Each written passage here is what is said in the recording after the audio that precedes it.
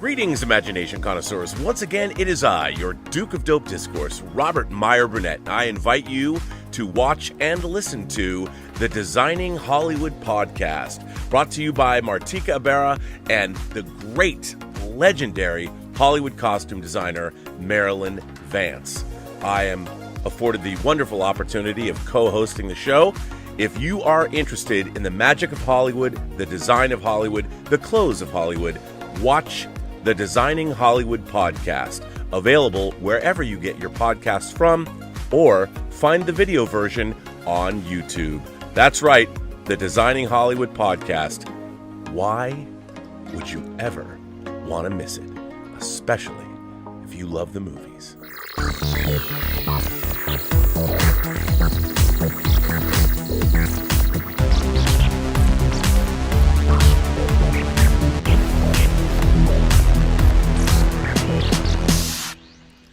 Well, greetings, imagination connoisseurs. Once again, it is I, your Duke of Dope Discourse, your master of fun and wonder, your viceroy of verisimilitude, your pharaoh of physical media, Robert Meyer Burnett. And this is, I'm not going to sing it. You don't want to hear me sing it. It's too early.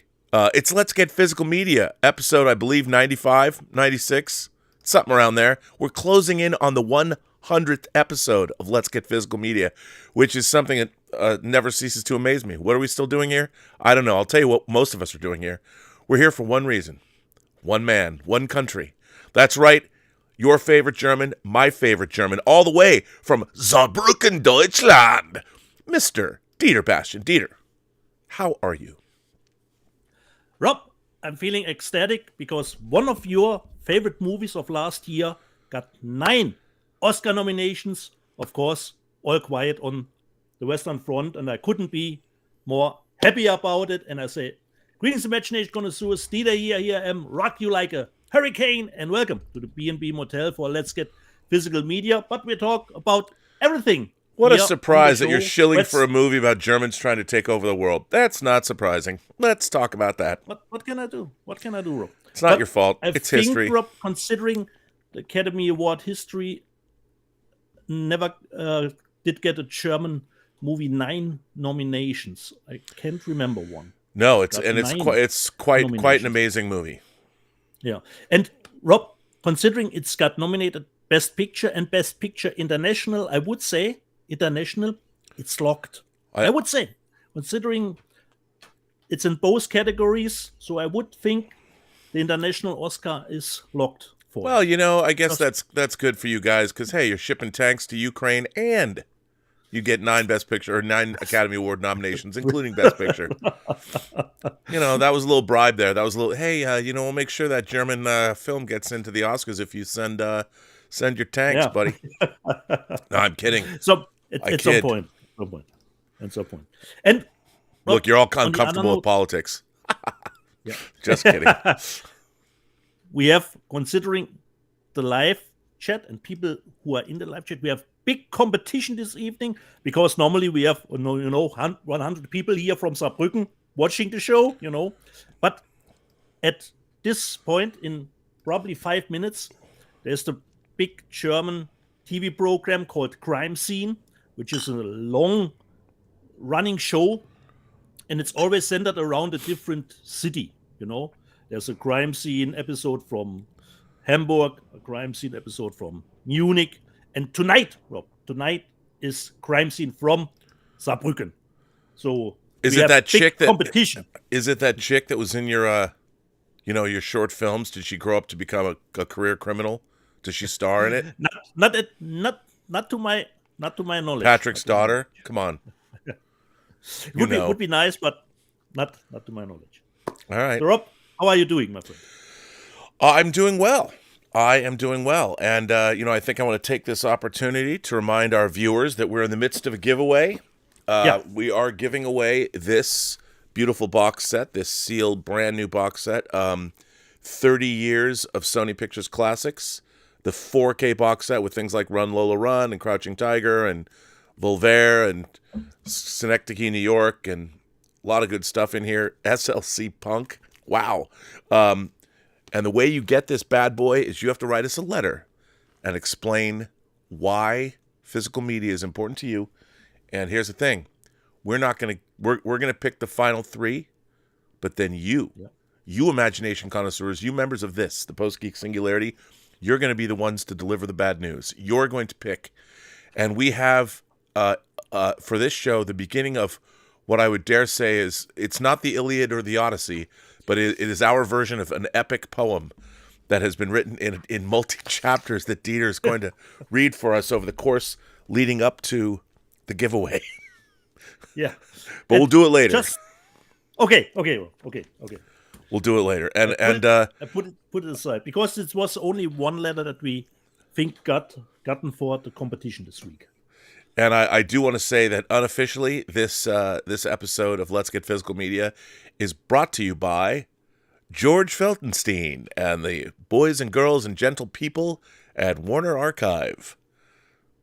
Because they had a great new slate announced this week, and also they sent me their bangers of the January releases that they have, and I'm very impressed. Ooh, very impressed. Warner Archive a list what is coming up from them?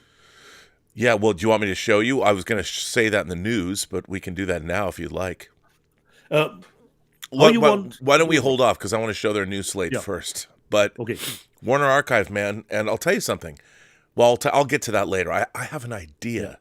I have an idea, but we'll talk about that later. Anyway, it's a good week, a fun week. Not a lot of releases that I'm interested in, to be honest. Yeah. And I'm still waiting for boxes of things I've ordered. But speaking of waiting for boxes, Rob, one of my packages got missing. Rob. What? It said it has been delivered, but there was no package in my letterbox. Was Highlander in it? The funny thing, Rob, the titles that were in it featured the title Missing in it. So the Missing in Action box set was in it. Oh. And the Japanese movie Missing was in it. So I don't know what happened. Amazon already reimbursed me the money back, so I will have to do new orders. But don't they understand we don't want the money back? We want our discs. Yeah. Send me your discs. Yeah. So Matt from Kino Lorber just sent me the Mission Missing in Action box set. That's the only one I need right now. Did Matt really do that? Did Matt from Kino Lorber? No. Oh. But we can say that because Kino Lorber is also a sponsor of this channel. But I don't know where it has gone. It says it has been delivered.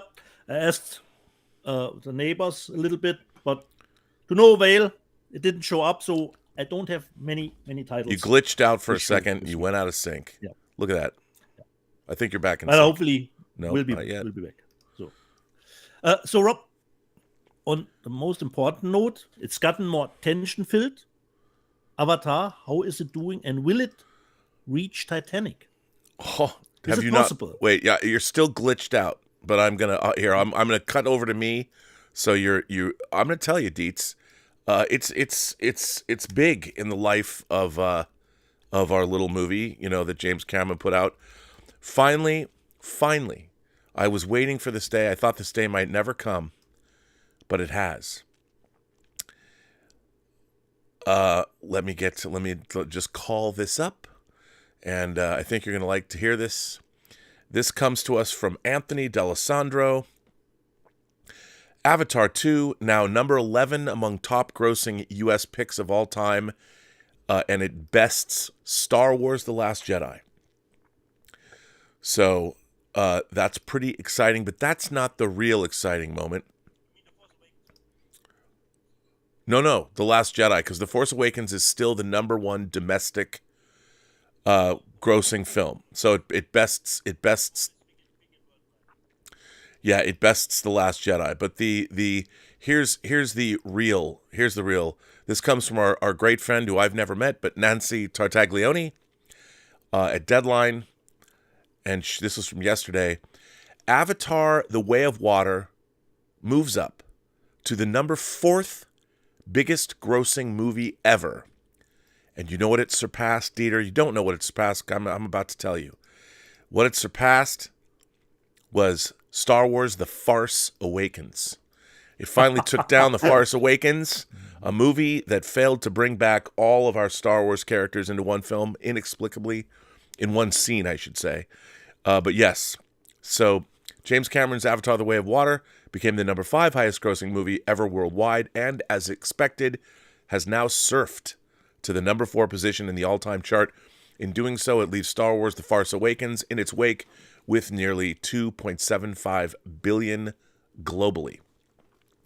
Through Friday, the worldwide gross on 20th Century Studios' Lightstorm, Disney's epic Avatar sequel, overtakes The Force Awakens. This means that Cameron has 3 of the top 4 movies ever globally, Insane. alongside the original Avatar at number 1 and Titanic at number 3. Now, there is a possibility that Avatar: The Way of Water could surpass Titanic, but Titanic is being re-released in 3D for Valentine's Day. So check it out. James Cameron is going to have 2 epics, $2 billion grossing epics in the theater at the same time. I don't know if anyone's... How much money is missing to reach Titanic? Well, that's a good question. Let's jump over to Box Office Mojo and let me get you the answer to that. Okay, so currently, according to Box Office Mojo, oh, wow, this is really interesting because the worldwide numbers have come in. Yeah. This is much more updated. So, as of right now, let's see. As of right now, Titanic's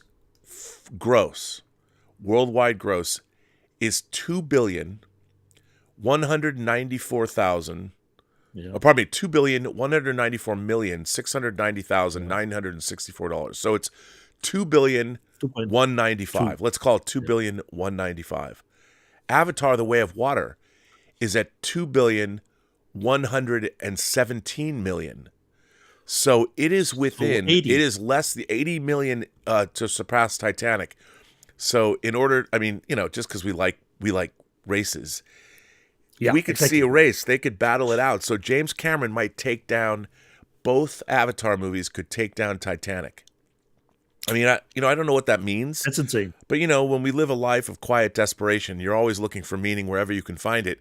And hey, if February can be a battle of Cameron's films to be the 3rd highest grossing film of all time, how much fun is that? Because we can chart it right here on this show.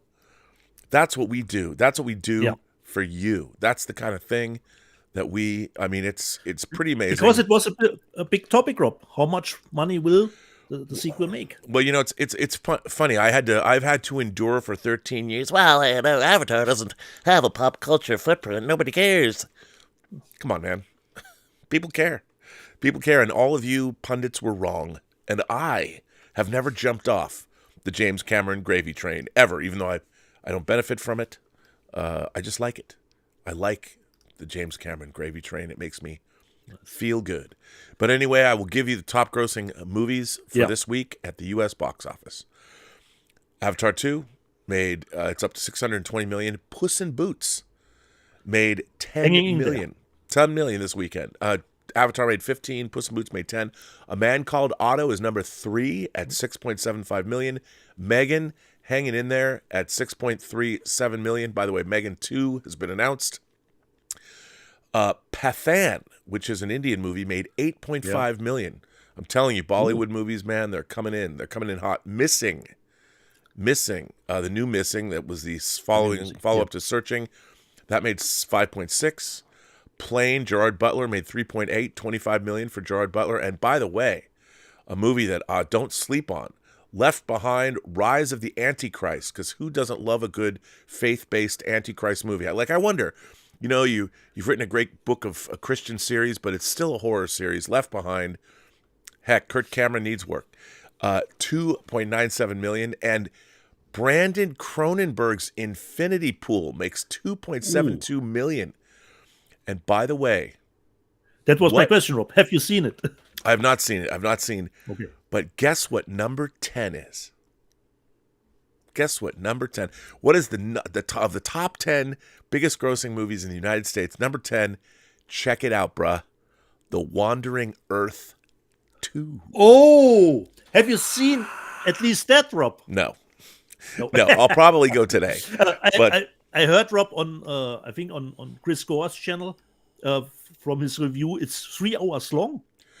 Dude, all I can tell you is the Wandering Earth is the Avatar Way of Water of Chinese Wandering Earth movies. Nice. You know, I have 2 Wandering Earth action figures. I should take them to the theater and play with them. But I'm in, man. I'm in. Wandering Earth, I'm going to see it. Maybe I'll take Elizabeth today. I mean, that's pretty good. Would be nice to know. And Infinity Pool 2, but I hear some things about the cut again, Rob. Yeah, it's only the R-rated cut. Unrated, Apparently, it doesn't have the R-rated. close-up of ejaculation, which would bum out Irene Jobson, I'm sure. But hey, what can you do? Can you do? Yeah. So there's the So box office. probably the unrated, hopefully on 4K and Blu-ray. I mean, they already announced the Blu-ray, but it's not, or but not the 4K. Kind of what they did with Crimes of the Future. Yeah. I'm not making the mistake of buying Infinity Pool on Neon and whatever the hell it's coming out on, because I'm not going to do that. But I will say this: there was an earth-shattering announcement today about an upcoming title, and I know that you and I have been waiting with bated breath. One of the most influential movies of the early '80s, a film that still resonates. The pop culture. Avatar might not have any pop culture footprint. This film could very well be. It's 40th anniversary. Dieter, this is the film that changed many a life. It changed fashion forever, and it gave us Michael Sembello's indelible hit, Maniac. Of course, that's right, man. Flashdance has been announced for 4K. I mean, I hope this is in Dolby Vision, because by God, Just considering the transfer on Paramount. Fingers crossed. well, no, I think you know, Jerry Bruckheimer, all that. All I can say is, I guess I use the term Flashdance. Would it be an adverb? You know, I always tell people they need to Flashdance their life, because the ad line for Flashdance was "Take your passion and make it happen." So I always say, Flashdance this up, man. Flashdance this shit. Flashdance your life. Take your passion and make it happen. You know what? Everybody should pre-order this Flashdance disc. Write to Paramount, tell them I sent you, because my God, Flashdance in 4K, you know, what a feeling, Dieter. What a feeling.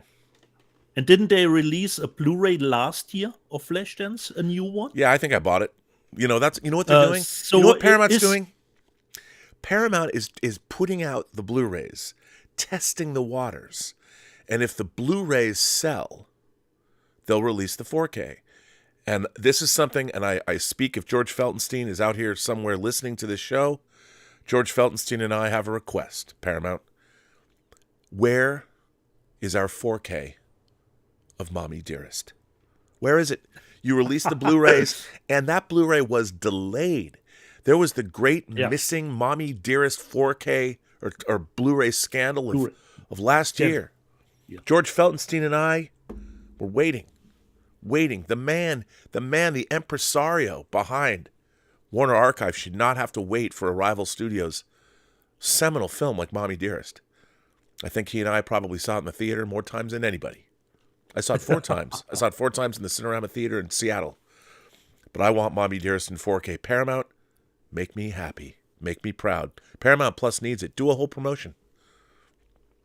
As a matter of fact, pair it with Flashdance. They're around the same time. Mommy Dearest, I think, was, a year later, maybe? A year earlier? So I would say the Blu-ray actually could be from the new transfer already that came out. Yes, a lot of the time they are, which is fine. But I have to tell you, like, the Beverly Hills Cop Blu-ray that they released was terrible. And the Blu-ray is quite good. I mean, pardon me, the Blu-ray is terrible. The 4K is quite good.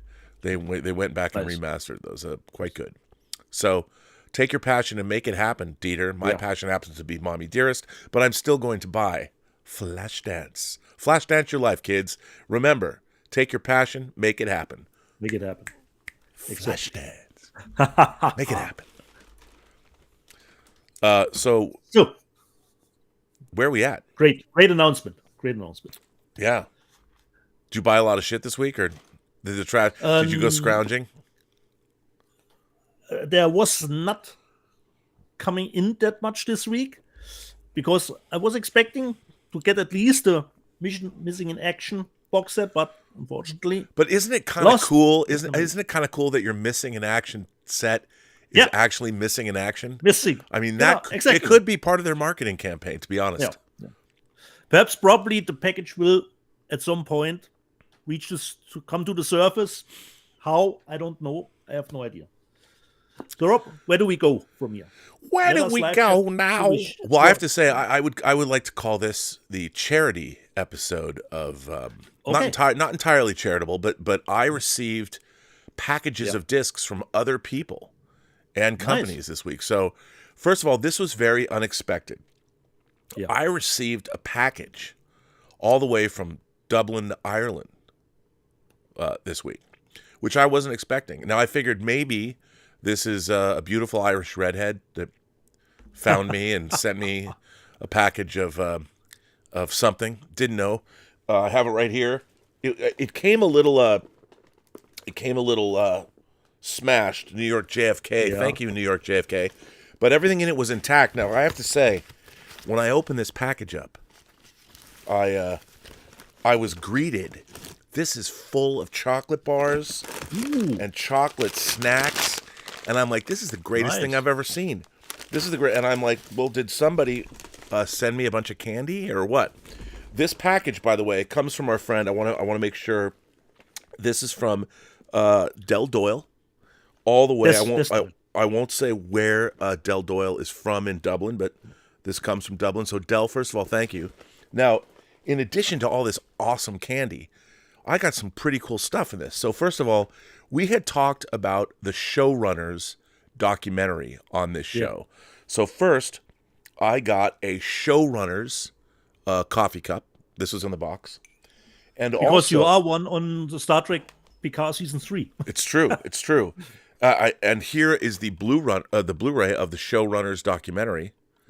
And then while I did, and I think you can't buy it on Blu-ray. I think. No, you can't. Which is very, very cool. So Del sent me this, and I mean, there might not have been an Irish redhead, but he also included the Quiet Girl.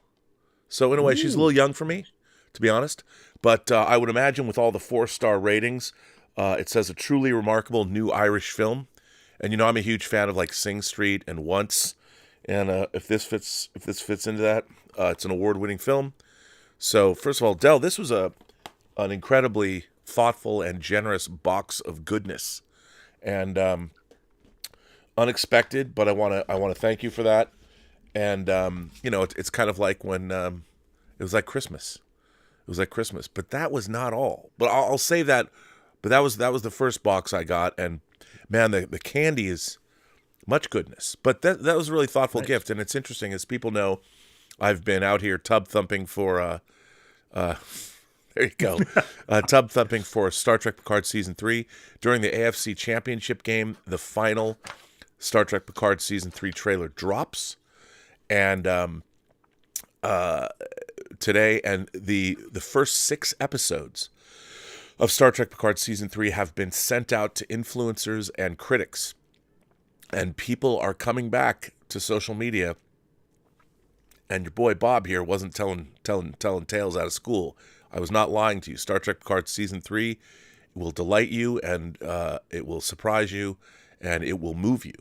And it's out there, man. It's coming, and people are seeing it, and I'm no longer the lone voice in the wilderness. There are other people out there singing the show's praises. And by the way, yesterday, I don't know if you saw in Robservations, I had a show with Todd Stashwick, who plays the captain of the Titan A in Star Trek Picard Season 3, and of course, Terry Matalas.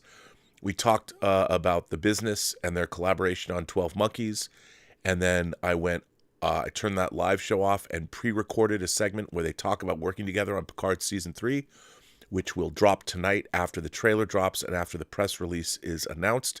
So look for that. It's a pre-recorded section where Terry Matalas and Todd Stashwick talk their collaboration on Picard Season 3. So that'll drop here on the Burnettwork at 8 o'clock tonight. This is the kind of programming this channel is bringing you. We're also starting a new channel, which you'll see a new show on the channel that's going to be dropping on Thursdays that you'll see a promo for before that piece. So look for that, 8 o'clock tonight, buddy. That's what we do here on the Burnettwork. We bring you programming you can't get anywhere else. We're stepping up our game in 2023. Strangely enough, Rob, considering Paramount Plus has started in Germany, Star Trek Picard season 3 will still be on Amazon Prime Video here. Because they've made that deal. By the way, watch it on Amazon. It's a much better experience. Watch it through their portal. So I don't know if it will be just on Amazon then, considering the contracts, perhaps. You know what is even on if Amazon? Paramount Plus had started here. You know what else is on Amazon? Tango Shalom. Oh, nice. Streaming on Prime. And I should remind everybody that Dieter, Tango Shalom will be screening as part of the Berlin Jewish Film Festival sometime between June 11th and 18th of this year. Yeah. And then it will be opening in theaters throughout Germany. And I'm coming for you, buddy. I think I might have to crowdfund. Yeah. I mean, as I've said, it's my dream to travel across Europe and meet imagination connoisseurs. And why not try and crowdfund that trip? Martino Simoni will go to James Bond locations. We'll go see Emma Bannon in Soho. We'll go see Terrier up in Norway. And we'll broadcast the whole thing on the channel. I know you already gave me the excuse how I've got a new shift I might not be able to do the show. Perhaps. Excuses. Let's hold on that for a little bit. So yeah. Where do we go? Well, I don't know. There are Undead Sick. Our friend Undead Sick says picked up Breaking News and Exiled from Chameleon Films, Shanghai Joe and Convoy Busters from Cauldron Films, and The Iceman Cometh from 88 Films. Nice. Which is amazing. So that's cool. Thank you for that. And we're kind of in a renaissance of Chinese, Asian films from the 80s and 90s, even 70s and earlier. It's pretty great. And there's multiple companies doing this, and it's fantastic. I still have to get that Jackie Chan Eureka Police Story box set. Yeah. So that's pretty cool. 200 Watt Studio says, these numbers on Titanic gross take and Avatar 2 gross take into account $1997 adjusted to $2022, $2023? No. How do the ticket sales compete? They don't. But here's the thing. Everybody always talks about that, like the ticket sales and inflation and adjusted for inflation. But there's so many different factors. It's not just dollars and cents. It's not just ticket sales. It's not just adjusted for inflation. I mean, there's so many different. So, I mean, there's so many different factors. They're just judging it by box office. I mean, those numbers are not broken. I'm sure you can find the analytics where somebody's breaking them down like that, but they don't do that on Box Office Mojo. No. And then Irene Jobson says she loved Tango Shalom. Brad is part Jewish. Ooh. I guess Brad would be her husband, not her, side piece. Right, Irene? Just kidding. Very exciting. Very exciting. Good. So nice. We are caught up. Let's see. We're caught up on, that's where we're at with Super Chats right now. Let me just check and make sure. No, we're caught up on tips because there was one tip from Richard from yesterday.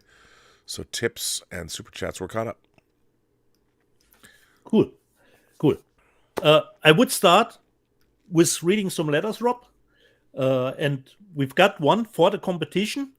And this one comes from Thomas Logan, but it was a PDF file because it's 8 pages long.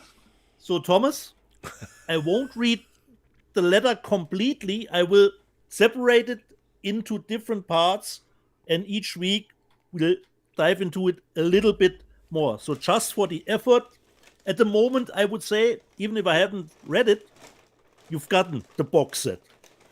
So since you can't say that. That's not fair. So since you put it into a little bit of a chapters, I will start today just with the first page of your 8-page letter.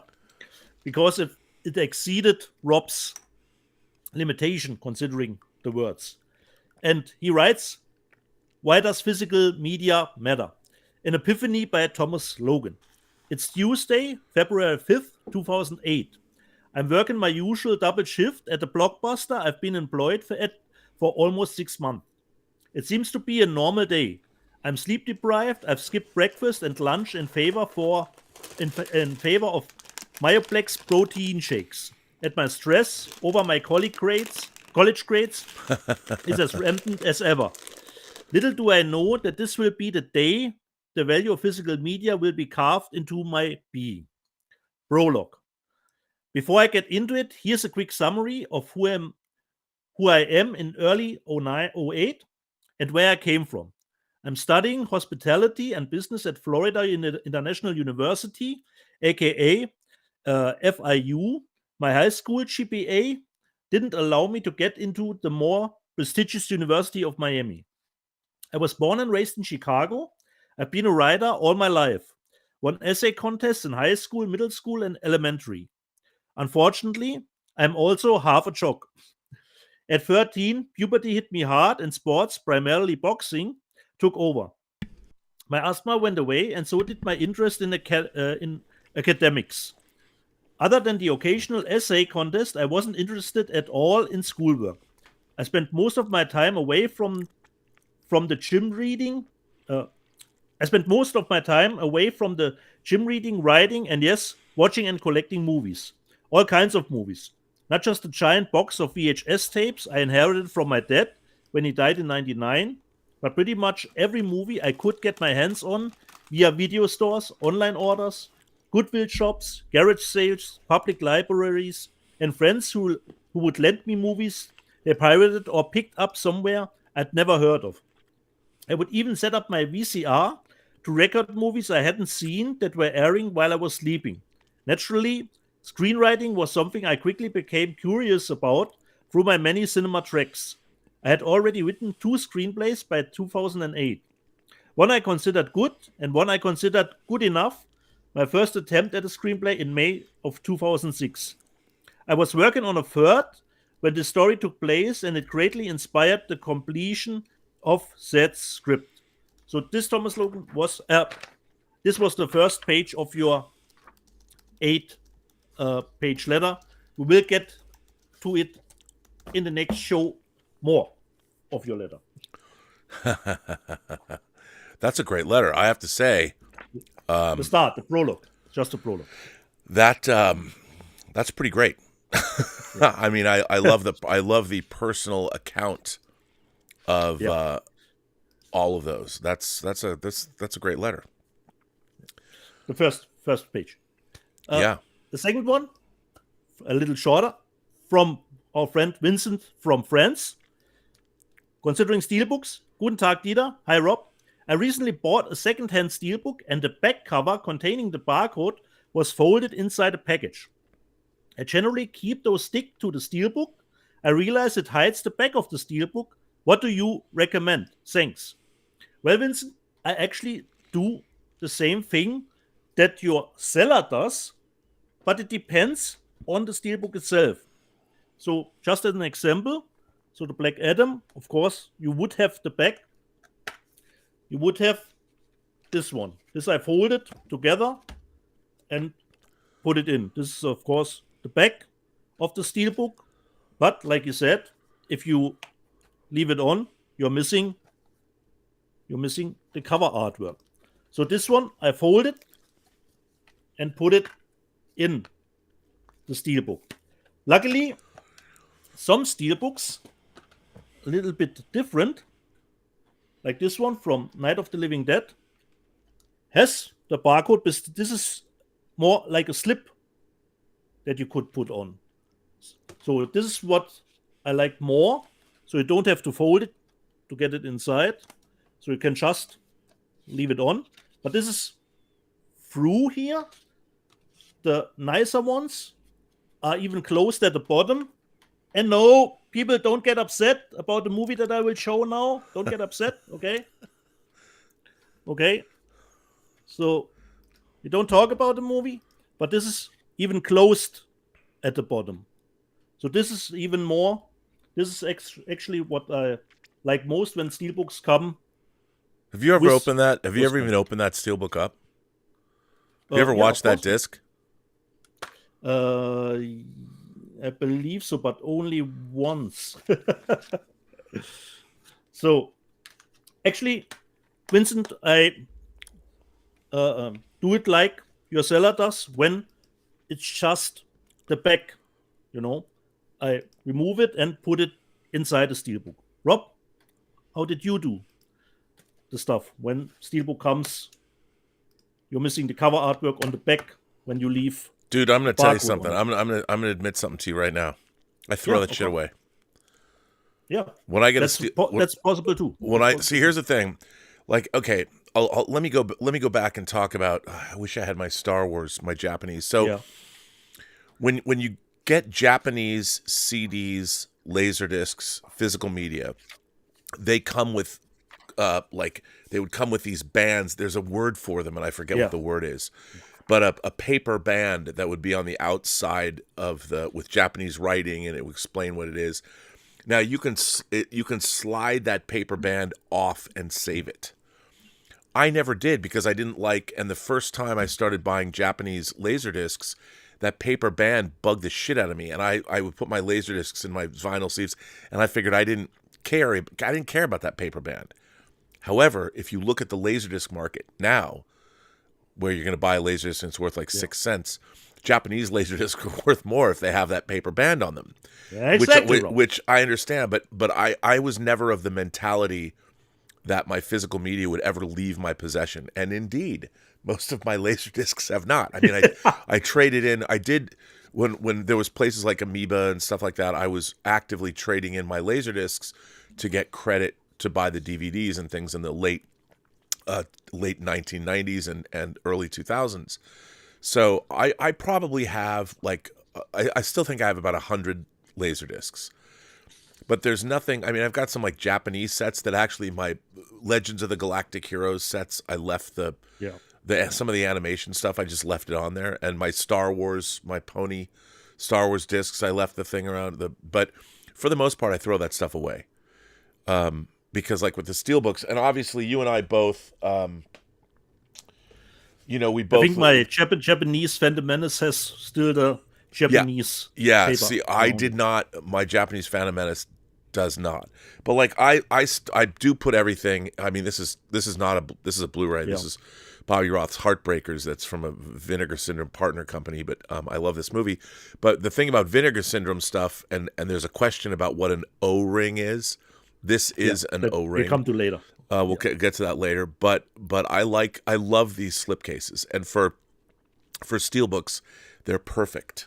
So that's what I use, and I just take off the paper. I don't save it because to me it's just packaging, and I know some people might be like, but you can complain when I'm dead that my physical media collection is not worth as much on the resale market because I threw all that stuff away.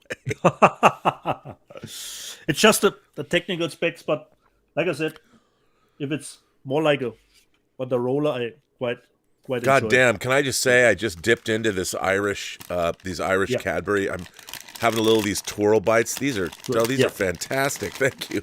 Wow, that is niceness. That is some good chocolate and caramel. That is some chewy goodness, my friend. All the way from Ireland. Wow. Considering letters, we've got 3, Rob. 3 from Brian Knight. 3 from Brian Knight. So the first one. Here we go. From Brian Knight. Follow up to Who Gets Your DVD collection. Oh, Robert great. and Dieter, thank you for answering my question on who inherits your DVD collection. I have 3 nieces, 2 nephews, and 20 cousins and second cousins on my brother's wife's side of the family. Not aware if there are any DVD collectors or future collectors. The 8 second cousins are less than 3 years old.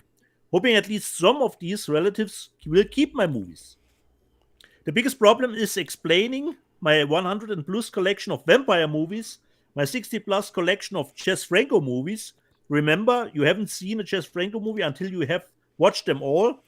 In addition, I own Emmanuelle, Lady Chatterley, and Nunsploitation movies. Doubt any one of the relatives will want to collect them. What does a collector have to do to see these movies don't don't end up in the recycling bin. What can we do, Rob, to preserve our Well, I'll tell you something. I mean, I've often thought that if I won the lottery, like these $1 billion lottery things, I'll play the lottery if it goes up to $1 billion. I always wanted to start, like, whether at USC, I'd probably do it at NYU because NYU is built on bedrock. I mean, it can still get, they could AI it and it'll get swamped by water. But I always thought that I would build, I'd like give a college an endowment of $50 or $100 million to create the Robert Meyer Burnett Genre Research Center. That would be devoted to the examination of genre cinema, science fiction, fantasy, horror, action, exploitation, and all that. And all of these movies would be vital to preserve them, And so, I would actually look into, with a collection like that, when you've managed to put together, like Jess Franco. Maybe there's a Jess Franco. There's actually a place. Whether it's a library or whether there's some kind of institute, or look around and see if there's a place where you could donate this material to some place where Jess Franco's works are preserved. I mean, I don't know where that is. Like, how there's presidential libraries and stuff, but a lot of these movies, here's my fear in the streaming age. A lot of these films of the 20th century, especially exploitation movies, they're not going to be the most streamed films. So they're going to be the first thing that streaming services have no use for. And like nunsploitation, there's so many people out there who are politically correct, or rape revenge films. I mean, I could see a place where like, oh, these are terrible, we shouldn't have these, and blah, blah, blah. And it's like, okay, but from a historical perspective, they're worth preserving. And that's my greatest fear of you and I are both fans of psychotronic cinema, call it that. Yeah. And there's a lot of those movies that I think are at risk for being lost to history. And, I don't know what's going to happen, but find us someplace that's interested in curating them. Or, Seattle's Scarecrow Video is now a nonprofit. I believe I don't know how they're financed now, but they were like one of the biggest video stores in the world, which makes sense because Seattle had the second video store in the United States, which was Video Space, which I worked at when I was 13 years old, when there was no other video stores. But I would look into that, especially if you've got like every Jess Franco movie that's available. And by the way, speaking of vampire films, which we'll get to, Powerhouse Indicator are announced 2 Jean Rollin movies. And Jean Rollin is our famous French master of lesbian vampire cinema. And there are 2 of his titles coming out in 4K. Woohoo! Those are pre-orders. Cha-ching! Demonetized. But still, that's what I think should happen. That you might want to look into that because, you can't expect. It would be really interesting for people that, especially in this day and age, you're not going to have the same, like kids today aren't growing up watching exploitation cinema. And they're not going to, they're never going to, not when you can watch, porn at Pornhub, whenever, at the click of a button. The whole point was like growing up and you're like, boobies on the screen, woohoo! So the world's a different place. I would love to try and explain to a 13-year-old kid today what nunsploitation movies meant to me. And by the way, we still can't get the greatest nunsploitation movie ever. It's locked away in a vault in Warner Brothers, which, by the way, they should really release for their 100th anniversary. And that's, of course, Ken Russell's The Devils. Right. And the way it was explained to me, they have to go through actual illegal proceeding to release the uncut version of that movie. So let's see that. That's what I want. Warner Brothers, give me what I want. What I want is a 4K restoration, and give it to Criterion. Let Criterion put it out. I'll put it right up on the shelf next to Solo. Come on. Let's do it. That would fit nicely. Yeah. Or wouldn't it be interesting if you've got some family members that your collection then would be a thing that would get passed down through the family, and you could even write letters about why nunsploitation movies were You could get books on Jess Franco's films, and so your entire physical media collection would become an heirloom that gets passed down. So who owns your physical media collection will be a thing. It should be That your would be family. nice. Who better than your family to preserve your legacy? Because you know what? Exactly. Kids today need nunsploitation movies. I'm telling you, the reason people are so addicted to pharmacological, big pharma drugs as they're growing up, we had exploitation cinema. Why do you think kids have so much anxiety now? Because they're not watching enough nunsploitation movies. There you go. Trust me on this. Your little Uncle Bob. psychoanalysis here.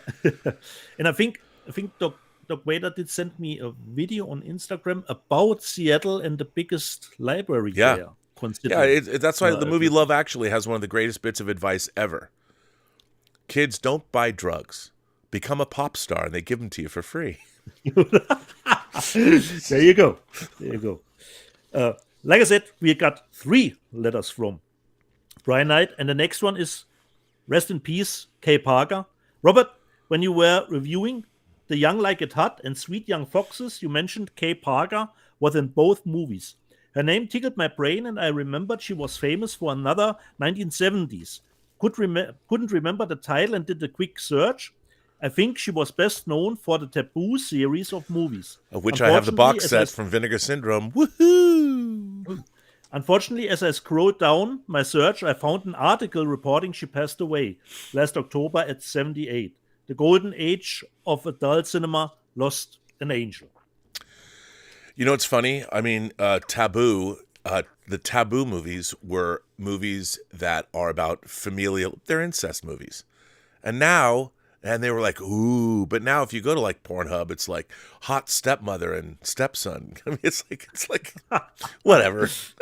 But back then, 40 years ago, that's a great box set, by the way, that Vinegar Syndrome. I'm a big fan of 70s bush porn, and that's a great box set. Thank you, Vinegar Syndrome. Good.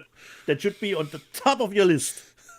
So I can't wait for I'll be like 90 years old and pass, probably 80 or 75, but somebody like Elizabeth's people will be going through. They're like, what is all this 70s? What is Taboo? Let's put it in and see what it is. Why did he have this? Let's have a little bit of a check out. And the last one from Brian Knight. Robert and Dieter, why is a DVD box set called an O-ring? Over the last month, you have mentioned O-ring copies of DVD. When Dieter showed his copy of Smile, he referred it as an O-ring. Where is the O and where is the ring? Please explain. Well, Brian, this is just a term. Normally, this is more like an O-ring to stop your faucet from leaking. Yeah, So or your rocket from exploding. Yeah. This So week. I don't know when the term was came over to DVD. So this is what you would call an O-ring. And I actually did a little bit of a Google search to see what Google was saying, or a website. And here's the definition. An O-ring package is usually a cardboard, like here, or metal sleeve that goes over the plastic DVD case. Many times there are decorative cases that have different artwork than the main case they are covering. And they're I mean, it's an oval. It's they call it. It's just now I have to say, the reason that the first time I ever heard the term O-ring, a lot of people don't know this, but I used to be married. And my wife, Yelena, designed packages. She was a graphic designer for Lionsgate, and she did a lot of DVD packaging. So she would design O-rings, and that's where I first heard the term. And I was like, that's an interesting term, because I had never heard it before, but it made sense. And so it's an industry term. It's an industry term. By the way, for those of you who might be curious, here is my ex-wife and I at the 32nd Saturn Awards back in, I want to say, 2002. So, so there you go. Yes, I was married. And my wife was delightful. She was Ukrainian, actually. But we worked together. I met her, for those of you who want to know. We worked on a series of, it's called Masters of Russian Animation. and this was in the mid to late 90s. We worked together for 3 years on and off, and we would prep like 5, 6, 7, 8 episodes at a time where we would add the new opening and closing graphics that she had designed, and then I would subtitle using the technology we had at the time. We did it very bargain basement, and I would subtitle, do a little bit of color correction on these episodes, and then they were released both on home video and I think they were broadcast on Bravo or something. But I highly recommend, if you're an animation fan, those and Oleg Vidov, this husband and wife, Joan, and her husband Oleg was a film star that left Russia and came to America, and he was I want to say he was like the Russian ambassador in the movie 13 Days about the Cuban Missile Crisis. Yeah. So I worked for, this is crazy. This is so funny because I haven't talked about this in a long time, but so yes, for 3 years, I was the editor putting together the Masters of Russian Animation series, where I met the woman that would later become my wife. And she, when we were married, was working for Lionsgate, and that's where I first heard the term O-ring. Yeah. So there you go. And the explanation continues a little bit. An O-ring package may have the film's original poster art on it, while the case itself might have different art. For example, sometimes an O-ring case will be used to differentiate between a special edition of a DVD and a standard edition. So that's the definition of an O-ring. Here, a little bit of a different example. The Sonic Steelbook has just that little slip around it. So, and that is just, Brian, it's called an O-ring. Okay. So, yeah. The last letter comes from Mike Kirby. And Mike Kirby, and actually I forgot, Rob, this letter is for the contest too. Oh, okay, Why good. I love and collect physical media, from Mike Kirby. I've been considering your question, why do I collect and love physical media? I'm in my 50s now and cannot think of a time without records, tapes, CDs, videotapes, laserdiscs, DVDs, Blu-rays, and now 4K in my life. I think at some level it connects me with my dad. We are not estranged, but I wouldn't say we are particularly close either. It's that New Englander in us, I guess. It was in the late 70s, when we lived in Tehran, Iran, that I saw media as something to look for and buy. We lived there because Dad had a job in telecommunications and would go to the bazaar that had all sorts of vendors, including some that sold music on bootleg cassette. It was those tapes that my dad would buy, everything from Boss Gags to Kraftwerk. I credit Kraftwerk's radioactivity as my gateway to electronic music. He mentions to Dieter. I had no idea they were bootlegs at first. Later, back in the US, I would find them and notice they were home taping Memorex cassettes.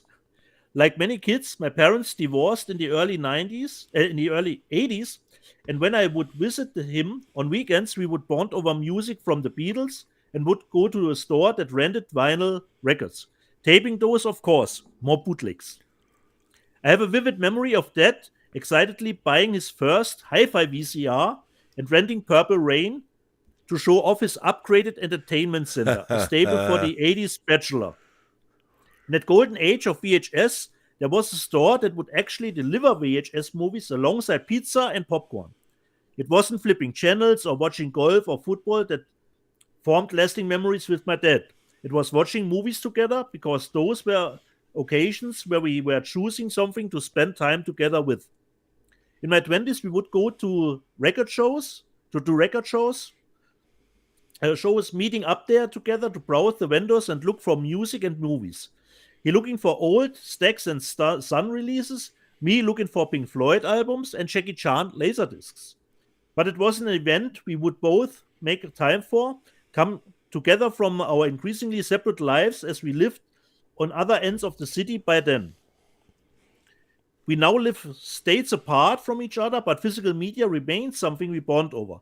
My dad, who turns 80 the week of your 100th show, sends me vinyl records as birthday gifts, and I give music and video streaming services that I know he can use. So to any fathers out there who wonder if their kids even care about the same things they do in music, movies, books, etc., they probably do, even if they don't say it.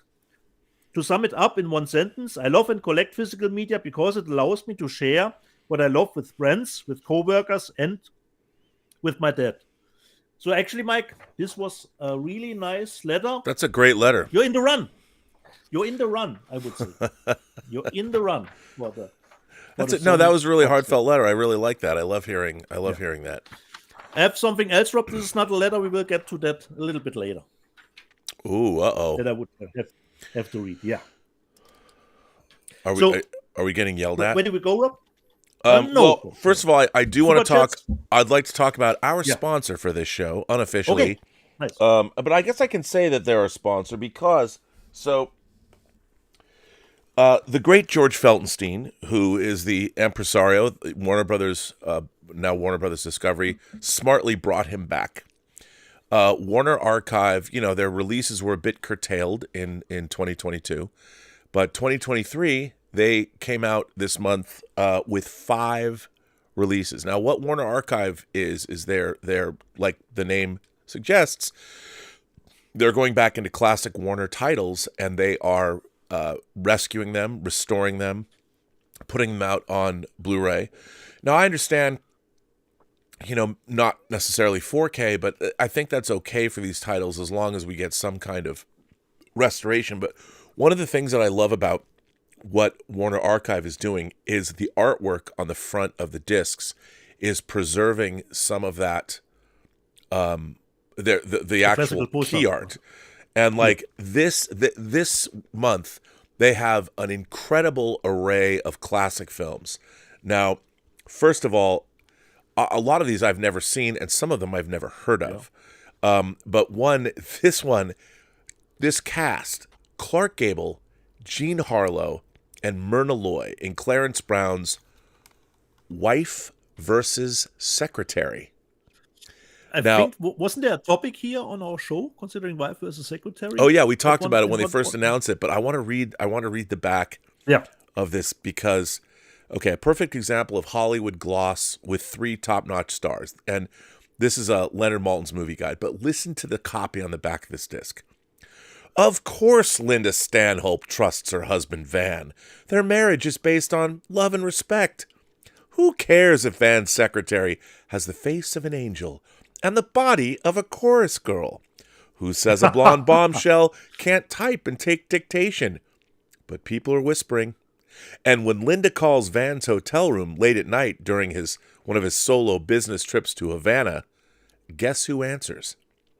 4 golden era greats, Clark Gable, Jean Harlow, and Myrna Loy, as the romantic triangle, and lanky newcomer named James Stewart as Harlow's beau, gild the sophisticated comedy drama that takes a savvy look at men, women, and love. Wife versus Secretary, guess who wins? I mean, come on. And this artwork is fantastic. Now, they also released Desi Arnaz and Lucille Ball's film, The Long, Long Trailer. Now, this movie is not perfect, but look at how they went and used this. Or they could have done Photoshop, pictures, but they're using this painted artwork, which to me, that's what movie posters are all about. Now, this one, Our Dancing Daughters, starring Joan Crawford, on the cover, romance, tragedy, and jazz. Mad youth. Look at this. I want to get this one sheet. I love this artwork. But listen to what this says in the back. This is his best. The groundbreaking, gin-swilling, I'm already in, celebration of the jazz age that made Joan Crawford a star.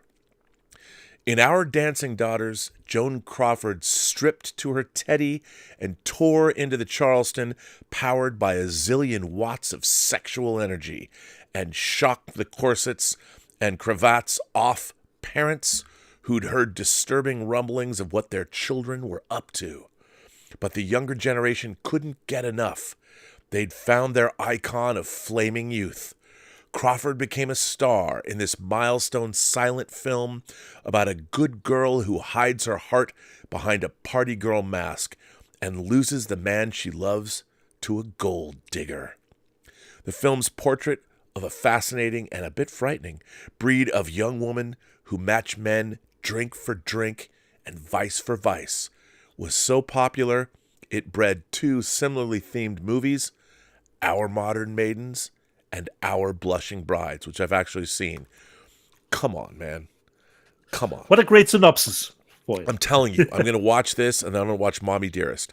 But this is why Warner Archive, and I was thinking about this, like, how do you get a population? I mean, this is a silent movie. These kinds of synopsises, and, you're thinking about how the new conventional wisdom is that streaming is losing lots of money. Well, here's assets that the studio already owns. I mean, and the only reason that things have value is when other people say they do. I mean, and what you've got, like HBO Max, whatever the hell it's going to end up being called if they drop the HBO, which they shouldn't, but whatever. These kinds of films could become a popular thing, the same way that K-pop became popular, the same way that Indian films are gaining in popularity now because of RRR. These kinds of throwback films that show what America was like 100 years ago, they already own them. And if you were to create your own hype behind them, I mean, I've often thought, and this is what I was going to say earlier, somebody like George Feltenstein is a national treasure because of his institutional knowledge about these films. And I've often thought that, studios now that are trying to figure out, as Warner Brothers how are we going to cover our $55 billion debt that we have for it's the preservation of these old films that could find themselves on the chopping block. But wouldn't it be interesting if we had some kind of a national for the legacy of our film, for artistic sake, that if there was some kind of a national effort where films from all the studios that are 100 years old or more could be preserved, but it became an issue of our cultural history, that it would, whether it's taxpayer money or something, the studios would still own their movies, but kind of like we have the Library of Congress, there should be a national effort to preserve a lot of the films, because half the movies, or even more than half the movies that were made in the silent era, don't exist anymore. They're gone. And the question is, the only way anybody's going to put any money into anything if there's some way that there's some kind of profitability. But if there was a concerted effort on the part of the streamers to make, like, promote these movies and sort of recontextualize them in a way that, hey, younger generation, look at how the wacky kids back 100 years ago lived. I mean, all you have to do is figure out a way to make these things hip. And with this kind of copy on the back of these packages and all of this artwork, two more. Robert Downey, Goodbye, Mr. Chips. This is a classic film. But again, the artwork with the faces. And then, of course, this Fritz Lang film, the great Fritz Lang made this, Rancho Notorious. I mean, this is a Marlene Dietrich movie. And Jose Ferrer, or Mel Ferrer is in this. Let me read the back of this because it's hilarious. Yeah. A bizarre, strangely poetic, and highly personal ballad of a man transformed by revenge. Now let me read the copy. Bandits, gunslingers. They know they can find refuge at the remote outpost of the lawless called the Chuckaluck. There, in exchange for a 10% cut of any loot, former barroom belle Alter Keene, played by Marlene Dietrich, serves as den mother to a Wild West den of thieves. Among the newcomers at the rancho, Vern Haskell, played by Arthur Kennedy, who poses as an outlaw in hopes of smoking out the desperado who killed his fiancée. In his third and final Western, Fritz Lang unsaddles the genre to create a tempestuous cult favorite, swapping expansive exteriors for roiling psychological interiors.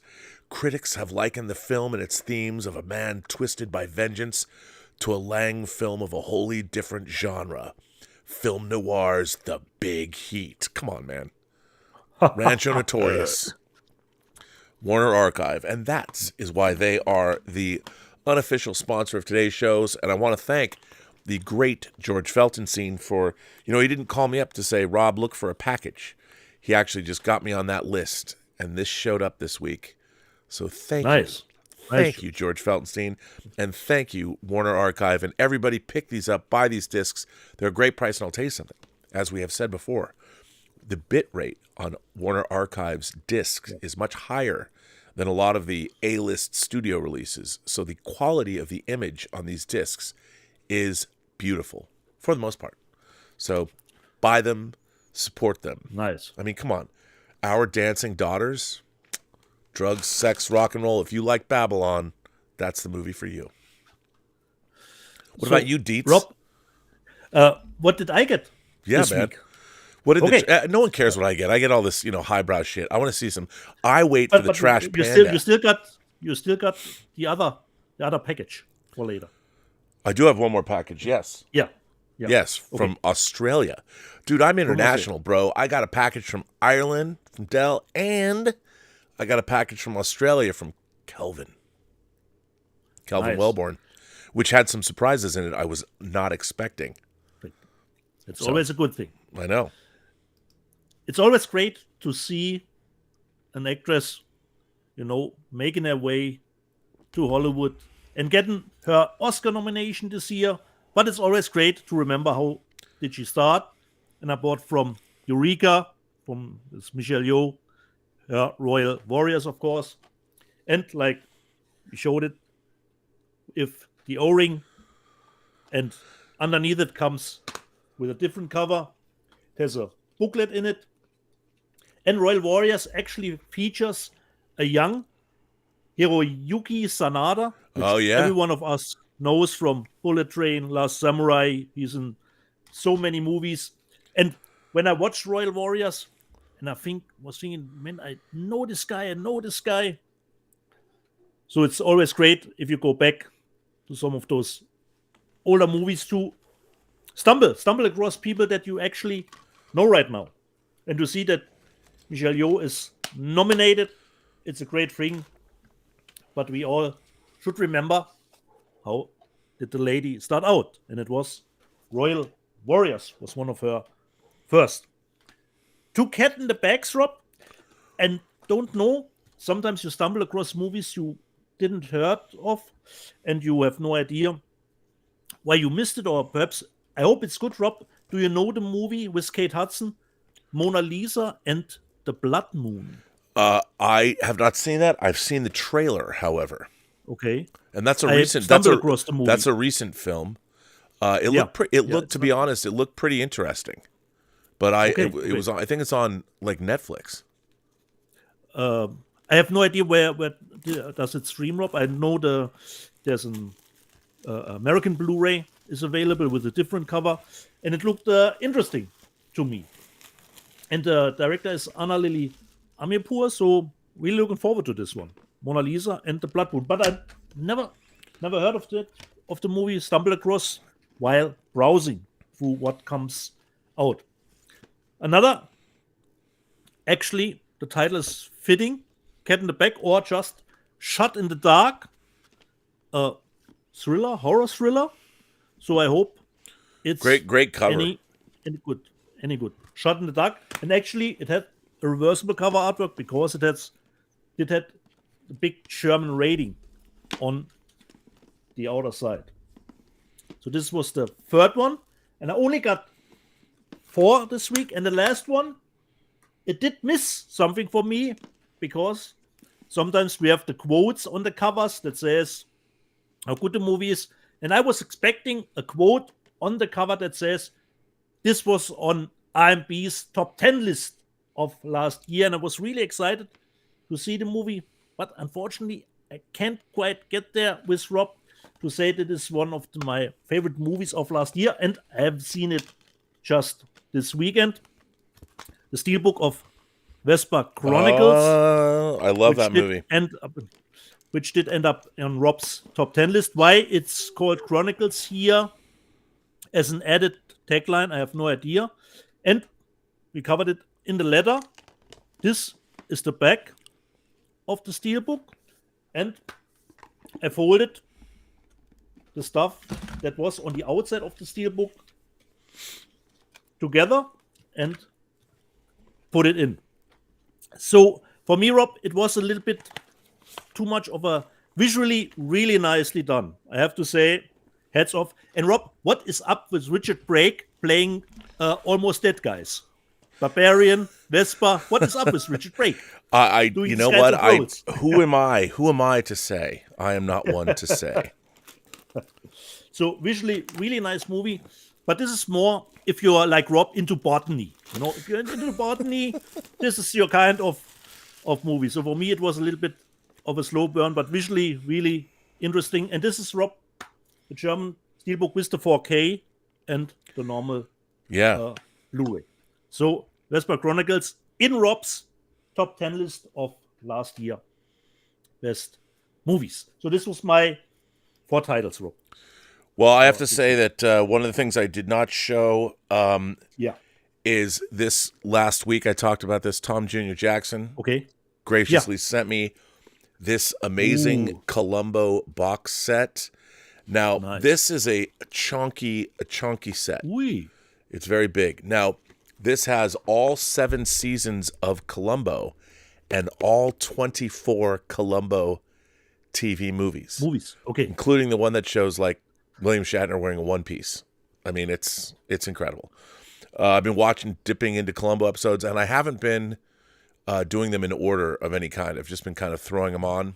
This is a great set. It's a DVD set. I don't think they've remastered these in HD, but it's incredible. So Tom, and you can see it's a chunky boy. I love this because when you put these up on the shelf, it just looks cool to have them. But I'm very happy to have this set. So Tom, thank you for, as I said, this is the week where people just sent me stuff, and that's always appreciated. Now, our friend Kelvin Wellborn sent this to me, and he sent a letter. And he says, "Hi, Rob, just a quick note. I have the box set After Dark Neo-Noir Cinema Collection 2. It arrived on Tuesday, and a receipt is inside. Tried to get this to the post office. Hopefully I'll get there on Monday. I also have added Danger Island, which I showed a while ago that a friend put together. I have included the Banana Splits movie as an evil gift because it is fun." And so I owe Calvin for this. I will PayPal him. Now, what's amazing is, this is the imprint After Dark Neo-Noir Cinema set. Blue steel. Nice. It's one of those cool. Yeah, so one of the reasons that I wanted this, first of all, every one of these movies is great. I think this is an incredible collection, but so 5 or 6 killers, no fillers. That's right, and I tell you, it comes with a book, which I didn't expect. Pretty nice book, but what's really interesting now, some of these movies are favorites of mine. For instance, I mean, Blue Steel, Catherine Bigelow's Blue Steel with Ron Silver as the villain. A lot of these discs have new interviews and new special features from 2022. So this is one of my favorite thrillers, 1990s Internal Affairs, Andy Garcia, and of course Richard Gere. This has new interviews, special features with the director, with writer Henry Bean, who also wrote Basic Instinct too. I love this movie. This film is incredible. The performances are incredible. I love it. Narc, a film that wasn't available from Joe Carnahan. He made this after Blood, Guts, Bullets, and Octane. I love this film. And again, a lot of special features, brand new special features. It was available on HD DVD. Yes, and it's true. And The Yards, James Gray's The Yards with Mark Wahlberg. This is chock-a-block full of special features. Chris McQuarrie's Way of the Gun. A great debut feature from Chris McQuarrie. And then, of course, The Crimson Rivers with Jean Reno and Vincent Cassel. So it's a great set. And I couldn't, it was sold out. Those are really nice movies. Yeah, they're great movies. And I tried to get it, and I couldn't because it was sold out. But thank you to Kelvin. Kelvin got it for me. So thank you, Kelvin. I appreciate that. But not to be outdone, I don't know if anyone, you have to have grown up. If you grew up with a show called The Banana Splits, did you have the Banana Splits? 3 people in giant banana split suits? But I bought the the horror movie. Yeah, so Exactly. It's great. So Yeah. Kelvin included this, but And what's really interesting in the Banana Splits, they had shows within a show, and one of the shows was called Danger Island, and when they would show up before the commercial break, it'd be somebody would say, because there's a character named Chongo in Danger Island, you'd hear this, "Uh-oh, Chongo, it's Danger Island next." So one of Calvin's friends put together the Danger Island excerpts and put them all together. And made this disc, and what's really cool about Danger Island is some of them were directed by Richard Donner, like Lethal Weapon, Superman the movie, Richard Donner. So I have not seen Danger Island since probably elementary school, junior high. But I watch Banana Splits episodes because I used to love Danger Island. So, Kelvin. So the full nostalgia, Rob. Yeah. So that's my haul for the week, and I have always depended on the kindness of strangers. So my entire haul was sent to me by other people. So God bless you all. And by the way, the Irish film, The Quiet Girl, as I learned in the chat, this was Ireland's. This is up for an Academy Award for Best Film of the Year. This year, Rob. Yeah, for this year. So nice. I'm very excited to jump into this. So thank you for that. That is very exciting. And you know what? I don't think I ever showed this. I totally forgot. I don't know if I showed this. Okay. But at one of the Criterion sales, I finally got deep cover. The Criterion deep cover. It's funny. I found this. I don't think I did. And I found it up in the media room, and I'm like, oh, I forgot I got this. It happens. It's like, oh yeah, there it is. So that is my entire haul. Okay. So should I jump into the news of the day? Yeah. First of all, let me catch up on super chats. So Brian Doyle says, "Hi, Robin Dieter. The Irish film The Quiet Girl is nominated for Best International Feature at this year's Oscars." Tom Jr. Jackson says, "This week I got Violent Night, by the way, My Fair Lady. The My Fair Lady 4K is unbelievable. It is unbelievable. The quality of that disc is insane. It's one of the greatest looking discs I've ever seen ever. Anyway, this week I got Violent Night, My Fair Lady, To Kill a Mockingbird, another great 4K. Earth Girls Are Easy, and Dream a Little Dream on Blu-ray. But hooked on Columbo, because that Columbo is great." 200 Watt Studio says, "I've completed collecting my full run of the Star Trek relaunch books set after Deep Space Nine, What We Leave Behind, through till the final universe-smashing trilogy. Ready to dig in on your recommendations." Oh man, there's so many. So the Star Trek lit verse, post Dominion War, meaning Deep Space Nine, Voyager, TNG. They kept the book series going for 20 years. And there's, God, I don't even know how many books there are in that. There's got to be 100 at least. But there's so many great books, like the David Mack trilogies, the Data trilogy he did, the Destiny trilogy he did. They're incredible, and they all lead up to a 3-book series called Star Trek Coda. That's basically their Crisis on Infinite Earth. So you're going to have a fun time. Wasn't that the book series that ended, that you told us about? Yeah. Yeah, the whole lit verse, it ends because they had to make it in sync with the god-awful Star Trek Discovery. And you know what? I'll say it. I don't like Strange New Worlds either. You know, Daddy Pike and his crew of sexually ambiguous ladies. I mean, it's like, what is it? This is such a weird... Where's the military discipline in this show? That doesn't matter. We got a lot of hot chicks. It's fine. Mike from Red Letter Media did only manage to watch 1.5 episodes of Strange New Worlds. Yeah, it's ridiculous. But thank God Star Trek Picard Season 3 is coming to save Star Trek. So 200 Watt Studio, I'll be curious to hear what you think. I mean, the Deep Space Nine books are really interesting. Obviously, Cisco comes back, but it's all done very, very well. Andy Begland Stairwell Sessions says he just bought Wings of Desire. He hasn't watched it yet. Loved Paris, Texas. Are there any other Vim Vendors films you recommend? Love you guys. Oh, you got to watch The American Friend, Un-American Friend, American Friend with Dennis Hopper. That's incredible. Wim Wenders, he's your home countryman. I love the Criterion 5 Hour Until the End of the World, Far Away So Close. There's a lot of great Wim Wenders movies, and there's that box set that just came out that is only available in the UK. And then, of course, Wings of Desire in 4K came out. So you have a lot to delve into. There's films he made like $1 Million Hotel that I didn't love, but some of them are kind of slow going, but that's okay.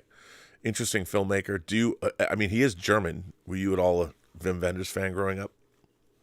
Not particularly. Rob, yeah, he's not a trash panda.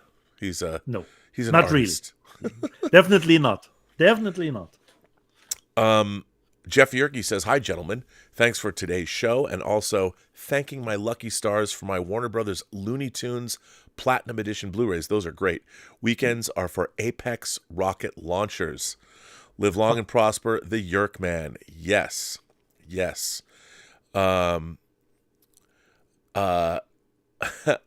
Jobson says, "I want to know your thoughts on the Phantasm films." Dude, the first Phantasm is one of my favorite horror movies ever. Don Coscarelli's Phantasm that came out in 1979. I'll tell you, my dad took me to the Crossroads Cinema in Bellevue, Washington to see it. And because it was rated R, it was one of those things where it was pretty notorious in the pages of Fangoria when it came out. If you watch it now, it almost is like a kid's film, an imaginative kids film. It was forbidden in Germany. It was forbidden in Germany. Yeah, and you watch it now, it's like a kid's movie. But the first Phantasm, I love it. I love it so much. I've probably seen it 100 times. I own Laserdiscs, Blu-rays, and I have to give a shout out.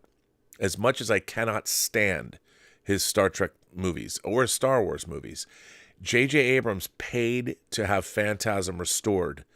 They did a beautiful restoration. It's been released on Blu-ray multiple times, but it hasn't come out in 4K. But he paid to have it restored. That's why Captain Phasma is in the Star Wars movies wearing chrome, because she's like the Silver Sphere. But I love the soundtrack for the original Phantasm. I like the whole franchise, but none of the movies in my mind reaches the height.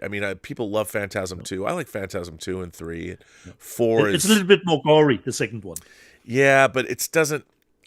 to me, the first movie's on a plane of all of its own. We're just sitting but here. I quite enjoyed the third one, actually. Even the third one, more commercial one with the Universal. It's hard for me to watch the second one because they replaced Michael Baldwin. That's tough. It's weird. I understand it because it was a studio picture, Universal, and there's a lot of really cool, like there's that one panning up shot of the empty graveyard that I love. But I love Reggie Bannister and Bill Thornbury and Michael Baldwin, and of course the late great Angus Scrimm. Wasn't it? It was the second where the metal ball was inside someone. Was it the second one? Yeah, I think so. And then the third one it does too. It bores into somebody. But it's funny because the everything after Phantasm, because it was a low budget movie, it felt right. Where the other movies don't. It's so weird to say this, but the first Phantasm has some more verisimilitude. And for a movie that is such a low budget, and when I say that, it's flying finger bugs and stuff. People be like, "What are you talking about?" But fantastical verisimilitude. Yeah, fantastical. It has fantastical verisimilitude. And I think that the score for Fred Morrow and Malcolm Seagrave's score for Phantasm is one of my favorite 70s, 80s horror scores. If you listen to the theme song of Halloween and all that, the Phantasm movies never reached the heights of the score of the. But I know Don Coscarelli. I know his wife Shelley, and I always thought it was funny that Don Coscarelli's last name, part of his last name is the word scare, Don Coscarelli, which I thought was very funny, and that's his real last name. Yeah. So if you would be here for a longer time, Irene Jobson, we did show some editions of Phantasm. Yeah, I had to get both of those box sets. Was it the Arrow one that came with the Silver Sphere? Yeah, and exactly. Which I used to have it on my desk that I'd play with. I must get that again. But yeah, I'm a huge fan. 200 Watt Studio says, rest in peace to actress Annie Warshing. I wasn't aware of that. Okay. I don't know. Did that happen this week? I don't know. I don't know either. But I wonder if that's who I think it is. Is that the actress who was in Robert Altman's movies? Okay. I don't know.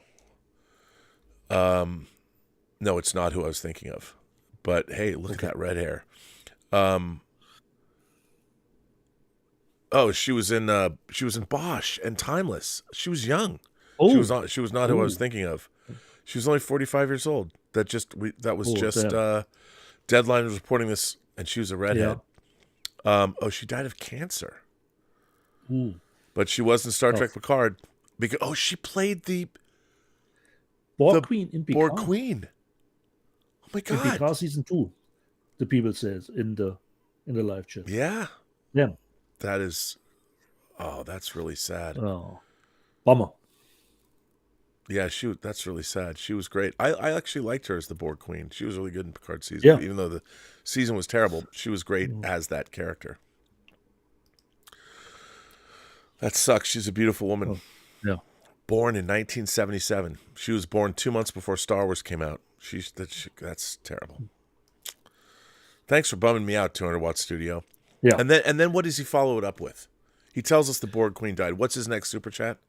Can you guess? To Live and Die in LA sucks. Any update on To Live and Die in LA in 4K? Really looking forward to that one. 200 Watt Studio. Why do you gotta hurt me like this? No. Why you gotta play me like this?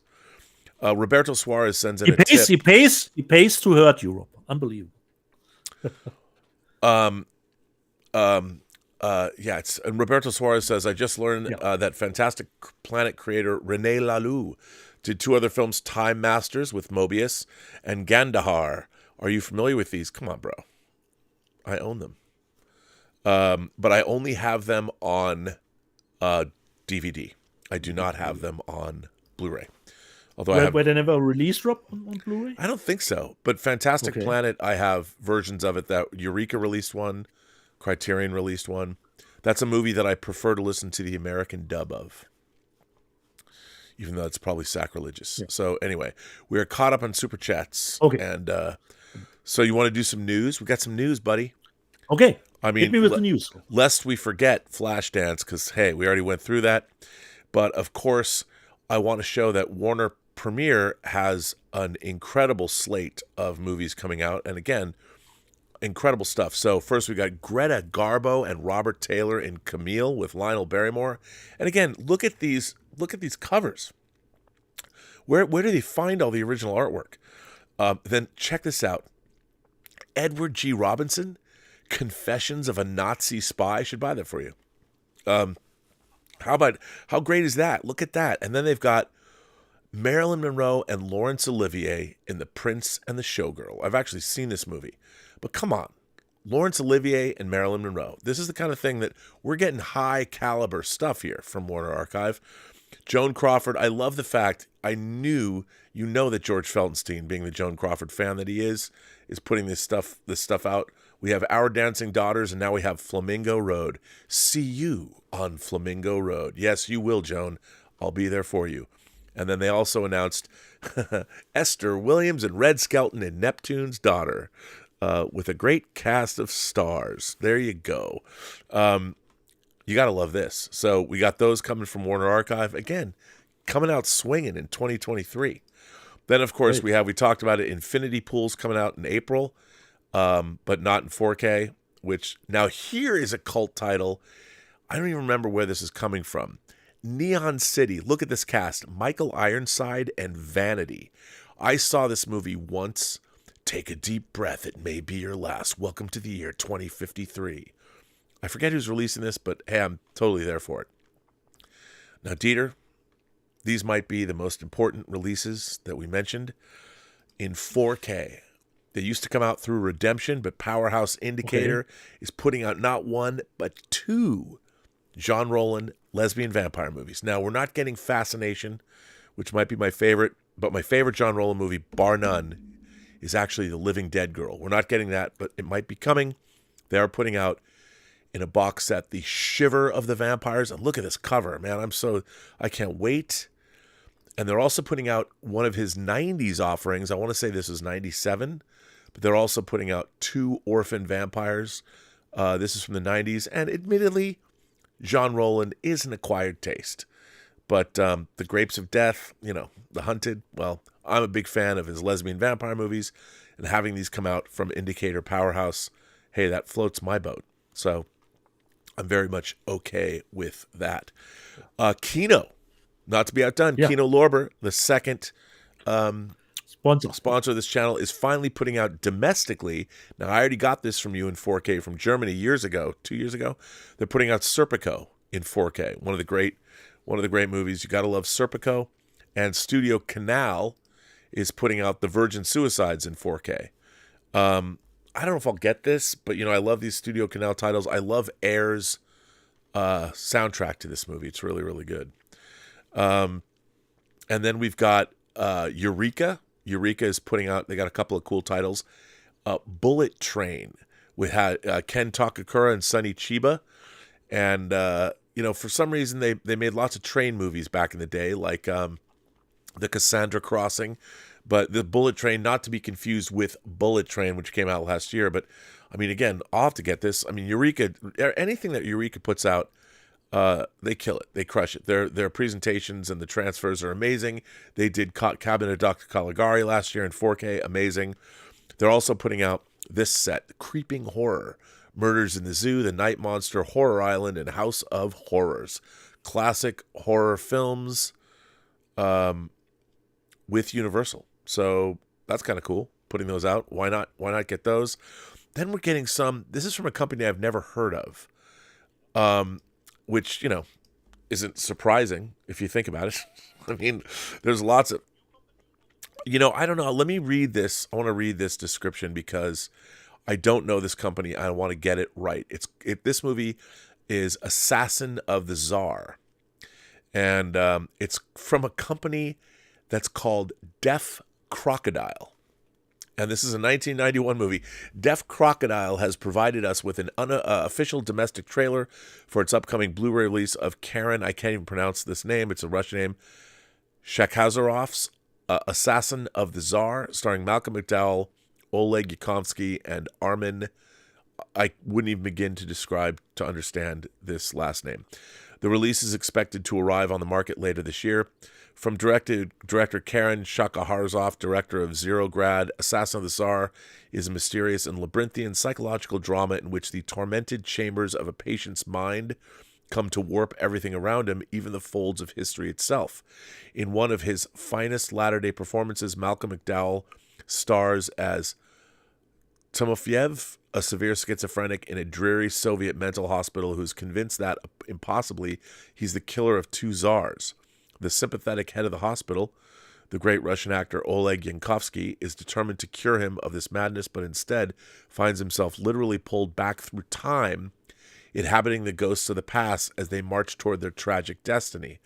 A Deaf Crocodile and Seagull Films release. I've never heard of this movie, but it sounds great, and I'm buying it. I'm buying this shit because it sounds awesome. Let me put this. I'm going to put this in the live chat, the link to it, because there's a trailer. So check that out. I just put it in the live chat. And what's not to love about this? And I love seeing new companies that I don't know of come on the scene and offer movies I've never heard of. So good for me there.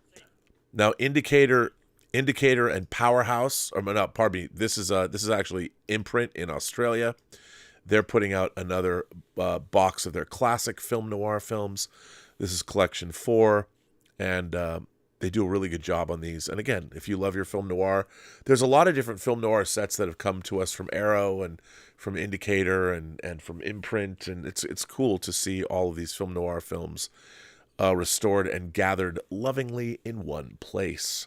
And then, of course, finally, Peter Weir's Gallipoli. I've mentioned this again. It's finally coming out from Paramount. I love Gallipoli. I'm a big Peter Weir fan. Good to see that coming out. And now, of course, we have the week that was in terms of sales figures, and they still haven't. We'll see. This is kind of boring because it's always the same shit, but why not? here are the top 10 Blu-ray sellers for the week ending January 21st. Black Adam, Top Gun, The Menu, Cloverfield, They Live. Look at that. They Live, the 4K Steelbook coming at you from Heat, which the transfer is too dark. The Woman King, Everything Everywhere All at Once. That's probably going to win the Best Picture Oscar, maybe. Halloween Ends, and of Elvis. Same stuff we've been seeing for months. Then we've got the top media bestsellers. Now, these are DVDs, 4Ks. This is everything. The percentage of Blu-ray sales are next to the title. Black Adam, Top Gun Maverick, Till. Finally, Till getting a little love there. The Menu and Elvis. Pretty exciting. So there you go. The top 3D bestsellers. And look at that. They're still lying to us. Snow White and the Huntsman, Winter's War. That's not even a real thing. Top Gun 3D, Snow White and the Huntsman, The Wizard of Oz, Aquaman 3D, and as it will tell you, this is a mistake because this appears to be an error since there is no such release in 3D. Although The Huntsman's Winter's War 3D did receive an individual Blu-ray 3D release. And then finally, the top 5 4K discs, Cloverfield 4K that came out that I showed last week. Number 1, 99.98% because it was only released in 4K. The They Live 4K, number 2, love to see that. Heat 4K must have gotten re-released, unless they changed the color timing and I wasn't aware of it. Everything Everywhere All at Once in 4K, and the Batman 4K. So these are old stalwart. These have been around, nothing new. But it's nice to see like when something like Cloverfield comes out, it shoots straight to the top. So that's great. And isn't it a reason? Everything Everywhere, perhaps through the Oscar nominations and everything. Yep. And Matt Reeves at the moment Cloverfield and Batman on the same list again. Yeah. So there we're caught up. We're caught up with everybody. So nice. Jeff Yerke says check out Wim Wenders' 1982, The State of Things. I forgot about that. That's a great movie. I really liked that. Blue Rock 1701. Ooh, we park our shuttlecrafts in the same Constitution class starship, apparently. Blue Rock 1701 says, Rob, thank you for recommending Last Night at Marienbad. Incredible film, and it has inspired me to get back into writing a new screenplay. Well, I love hearing that. I took a date to that movie once, back in 2015, before I met Elizabeth. And she liked it. Michael Preston said, I buy all DC movies from the Snyderverse in 4K. Do you think that HBO will remove them from their service when the new universe launches? No. I don't think HBO will remove any Warner Brothers superhero movies in 4K. I'd like to see Superman Returns, but unfortunately there's no plans to do that because of both Kevin Spacey and Bryan Singer, which is too bad. So we are all caught up. We are all caught up now. So then I would refer up to the stuff that I've seen on streaming this week. All right, lay it on us, buddy. The first one, I don't know if you heard about the movie, Rob. I watched Candyland, and really nice exploitation movie, but sort of a drama too. It's about girls who hang around the truck stop, and they provide the stuff that you can't buy at the truck stop. And what stuff is that, Dieter? I don't know. You have to ask them. And there is a little bit of a killer working his way at the truck stop, so there's a little bit of a slasher component. But considering the movie, you get really know the killer pretty early on, which was surprising to me, which gave the movie a different dynamic. And so, Rob, even if I don't want to spoil the movie, don't bet on a final girl, considering Candyland. But for me, recommendation, Rob, Candyland. All right. Then, Rob, I watched Megan. And I was a little bit hesitant about it just because we read on some website it's cut down for PG-13. So I was, PG-13. But I quite enjoyed it because for the thing that they totally nailed for me is just the design of Megan itself. Yeah, it's great. For me. That's great, and no wonder they will get a sequel. So I quite enjoyed Megan. And if perhaps there will come out a R-rated version at some point, the movie will be getting better. But I actually didn't mind the PG-13 version. Had a great time with Megan. And I was at my multiplex this week, Rob, but for a little bit of a different thing. Not my music, I know, but I went with my niece. We went to see Billie Eilish live at the O2 extended cut, which played at just one showing. And I was remembered, Rob, a little bit of your experience with Friday the 13th, part 3 in 3D, because I was perhaps one of the older people there. And the younger ones, they turned those kind of presentations into a concert, you know. Sometimes after 3 or 4 songs, I think half of the, or at least a third of the people stood up and went in the front of the screen, you know, waved their smartphones. I have never seen so many active smartphones on. They were filming, you know. I will send you, perhaps if I can, a link from my theater. They did a post on Instagram, and it's scheinbar a pretty big thing. And next week they show, I think, BTS, the K-pop band. I don't know what then will be going on there. Well, if they show a Blackpink concert, you got to go. Yeah. So, but for me, really nicely captured the concert. So it will, if it comes out on Blu-ray, I will buy this one. Billie Eilish live at the O2. She played there, I think, 6 nights after, behind each other. So six times she sold out the venue without any problems, it seems. So a little bit of a different thing that I watched at the movies. Rob, what do we do? I still have the live chat, and I have this thing I wanted to read. Well, why don't we do your thing? Well, I'm curious to see what is this thing that you're doing. Well, Rob. Well, Bobby. I went to ChatGPT myself. Oh. And I asked important question that is on everyone's mind. And I wanted to see what ChatGPT answered to those questions. So I asked ChatGPT 4 questions. The first one: did the movie Free Enterprise from 1999, directed by YouTube pundit Robert Meyer Burnett, leave any pop culture footprint over the years? Here's the answer from ChatGPT. Free Enterprise is a cult classic film directed by Robert Meyer Burnett. It was released in 1999. Despite its limited release, the film has developed a cult following over the years, with fans praising its clever script and relatable characters. It also has been noted for its references to Star Trek and its portrayal of the struggles of being a science fiction film. It has not left a huge pop culture footprint, but it's still considered a cult classic among sci-fi fans. Rob, what can I say? Is ChatGPT? AI knows what's up. Can they be wrong? I have no idea. A cult classic. What is ChatGPT telling me now? Unbelievable. The next question I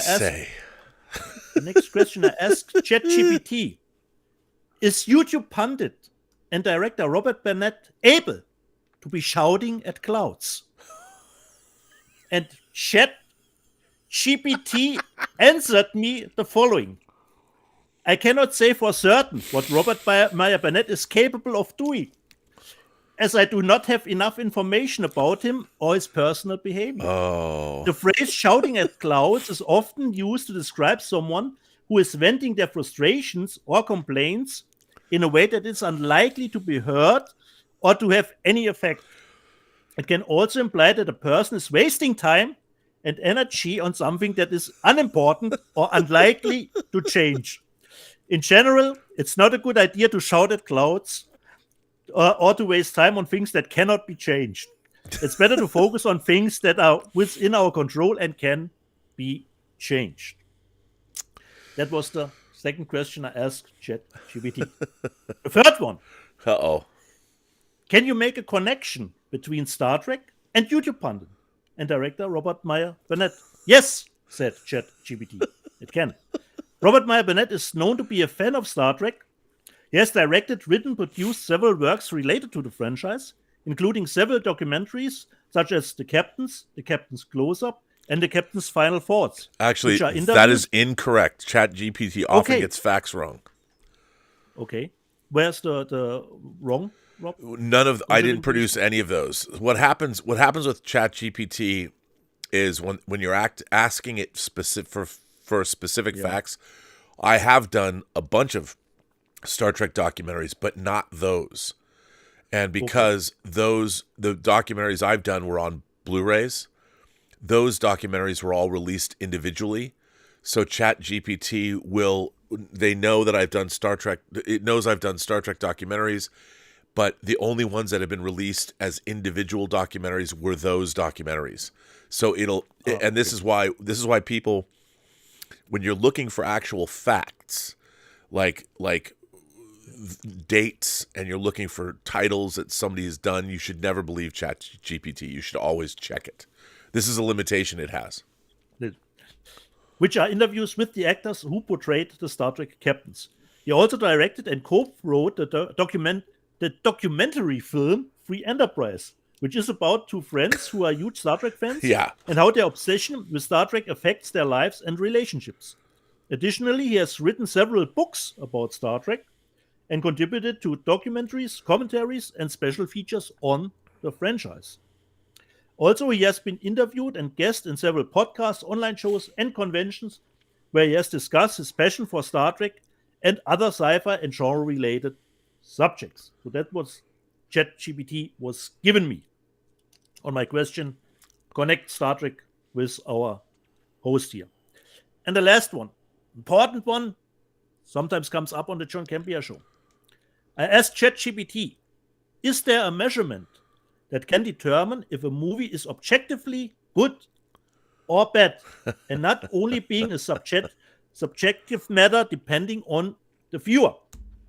And ChatGPT answered me the following: there is no single universally accepted measurement that can determine whether a movie is objectively good or bad.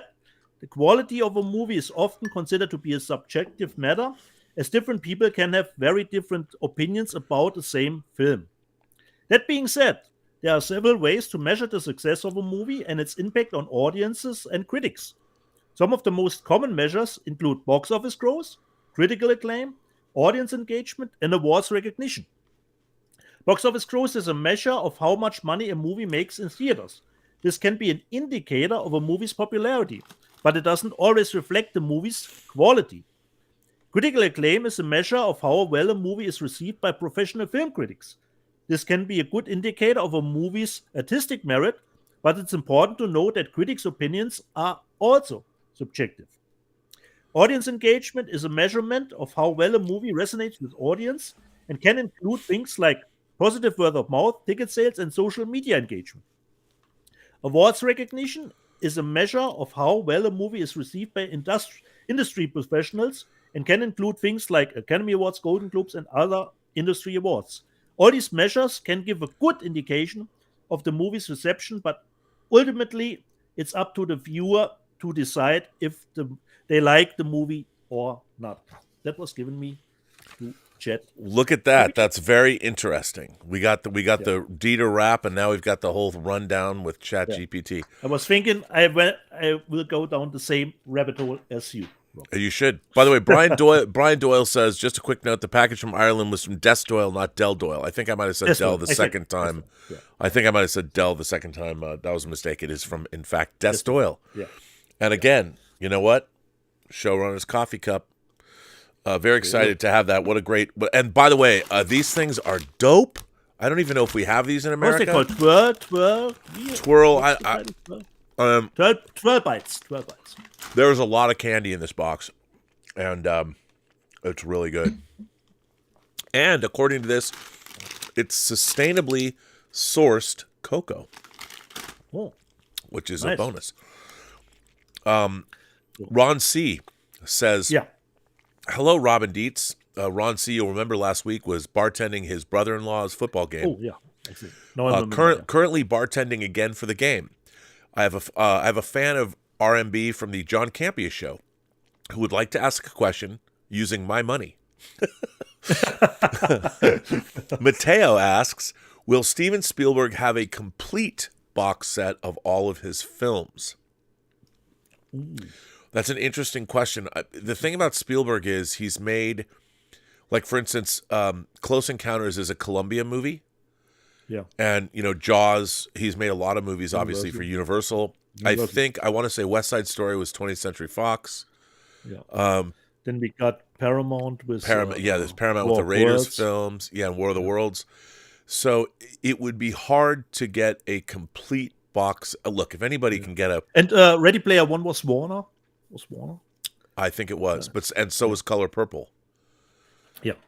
And I think it would be tough because different studios own his movies. However, we've seen before that their studios will collaborate. If anybody can get a studio to release a comprehensive box set of all of their movies, because I would love to see a lot of, if you did a huge big box set of Spielberg's movies, I'd love to see like the TV episodes he directed when he was at Universal, like his Night Gallery pilot, the segment he did with Joan Crawford. Joan Crawford keeps coming up in this episode of Let's Get Physical Media, but it would be interesting to see them do that. I don't know. I mean, I think with Spielberg, you could get a lot of goodwill that they could release the definitive 4K box set.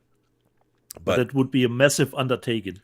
A box set it would be. And, I would like to see like a lot of Laurent Bouzereau's documentaries and people come back, because there's the Spielberg documentary that's on HBO, which is actually quite good. I'd love to see all that. But yeah, that would be... it would be great. And there's been so many different... how many times have I bought Close Encounters and Jaws? The 4K of Jaws is pretty definitive. I can't imagine it being better. The only thing we are missing, Rob, is the 3D version. Yes, but we've got like 3D Jurassic Park. Would they even put that in there? I don't know. That's actually a great question. I don't know. That's and then if you really wanted to get definitive, what about all the movies he produced? Like Batteries Not Included, or Gremlins. But as a director, it'd be a direct. But it would be tough. But somebody might be able to do it. Maybe. Yeah. I don't know. That would be great. It would be great. It's funny. The Alex Zorba in the chat says, "Get George and ask him 2 questions: Excalibur and Where Eagles Dare." Where Eagles Dare. I want Where Eagles Dare, but Where Eagles Dare is MGM. I'd love to get that perhaps 4K. Kino Lorber.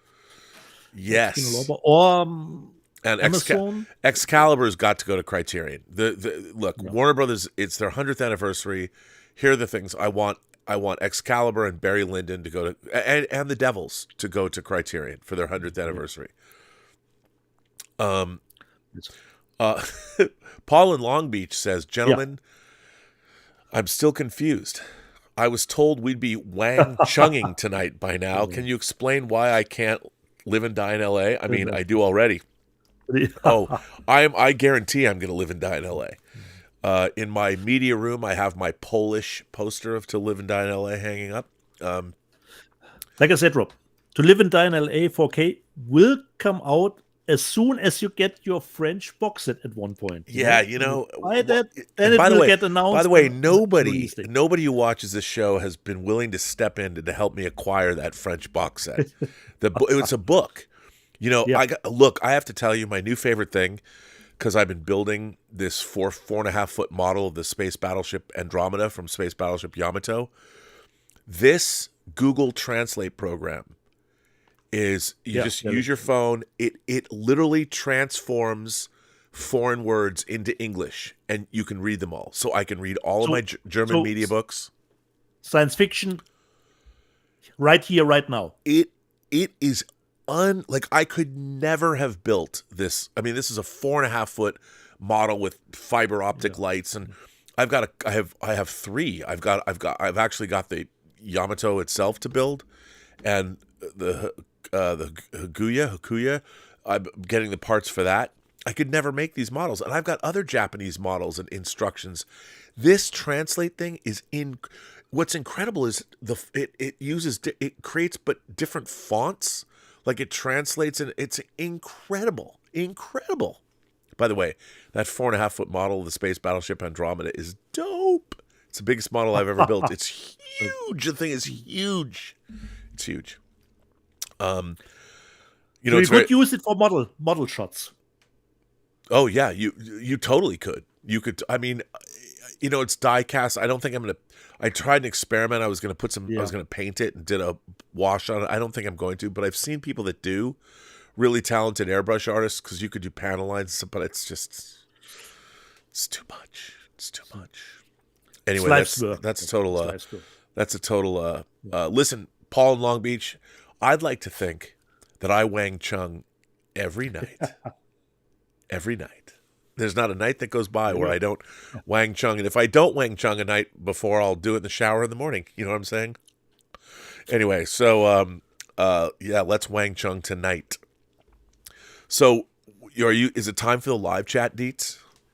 Yeah, if you're caught up with the super chats, Rob? We're caught up with super chats and we're caught up with everything. So lay the live chat on us, buddy.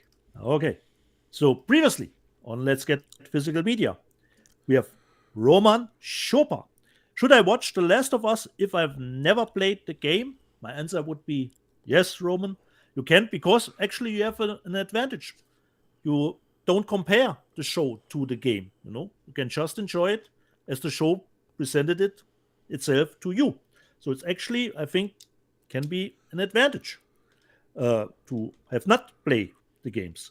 Slice Night, I've never played The Last of Us, but it was high quality compared to the other video game adaptations. Exactly. Star Wars Enonoglu, James Cameron did it.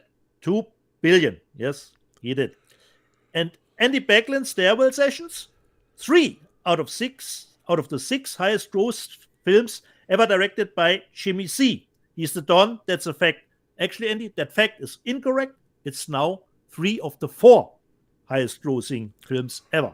Yep. So it did change a little bit considering last week. And the pop culture footprint, Brian Hepburn, considering Avatar, still to be seen, in my opinion. It's huge, but when it's new and in the theater, no one talks about the first one, and the second still needs to be proven outside on the theatrical releases.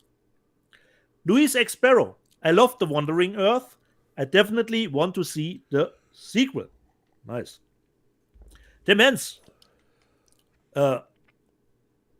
he says, take away the 3D and IMAX income, then compare the box office takings. No, Tim, we don't take anything away. We don't count. Then we could say, okay, you went double. You saw Avatar 3 times. Okay, take 2-1 away. Okay, you can't do that, Tim. Everything has to go into the box office pot. Andy Backlund, again, watched Sick, the movie Sick on Peacock, and enjoyed it. It's thanks for the heads up to me. Have you seen it, Rob? Have you got time to watch Sick? I haven't watched it yet. No. Okay. And Gary Benjo Sandwich. You know what I did watch though? Yeah. You know what I did watch? Yeah. Yesterday, Elizabeth and I watched You People, the comedy that Jonah Hill wrote that Eddie Murphy's in. Oh, yeah. And there's a lot of commentary swirling around it. I enjoyed it. I laughed out loud. I thought it was hilarious. It's a movie. Yeah, the movie with Jonah Hill. It's a Netflix. It dropped on Netflix. Yeah. And I have to say I really liked it. And I have to say I have a new favorite actor. And let's see. Yeah. Jonah Hill directed the movie? No. He co-wrote the film with the director. And it's funny because it's been getting some terrible reviews, but it's also got some pretty good reviews. It's only got 3 stars on, but Kenya Barris, who created like Blackish, the TV series Blackish, wrote and co-wrote it with Jonah Hill and directed it. But I have to say, I kind of liked it, but I understand it's a little rudimentary. It's a populist comedy, but I did enjoy the film. I thought it was, nice. But I thought one of the breakout performances was Sam Jay as Ezra's best friend, and I thought she's a writer. She's been a writer for Saturday Night Live. I thought she was incredible. Nice. I thought she was just, her performance and her delivery was, she's a star. And I loved her in the film. And I actually really liked the film a lot. So Cool. there you On go. Netflix. It's on Netflix, so you people. It's on Netflix, yeah. Okay. And as a trifle, I enjoyed it. Yeah. So sue me. Gary Benjo Sandwich Worthington. The Price We Pay, the movie with Stephen Dorff and Emile Hirsch from Rio Kitamura, was head-popping good. Actually, that were the two good things about the movie. The head-popping scenes 2 times. Altmetall, Kitamura is always on my list. So, Altmetall, put this on your list. But be careful. As far as I know, the German ratings board didn't let this version with a certificate of 18 through. So we have to wait to see who will perhaps put out an uncut version of The Price We Pay. Irene Jobson was in the live chat. Midnight Meat Train sounds like my husband's nickname.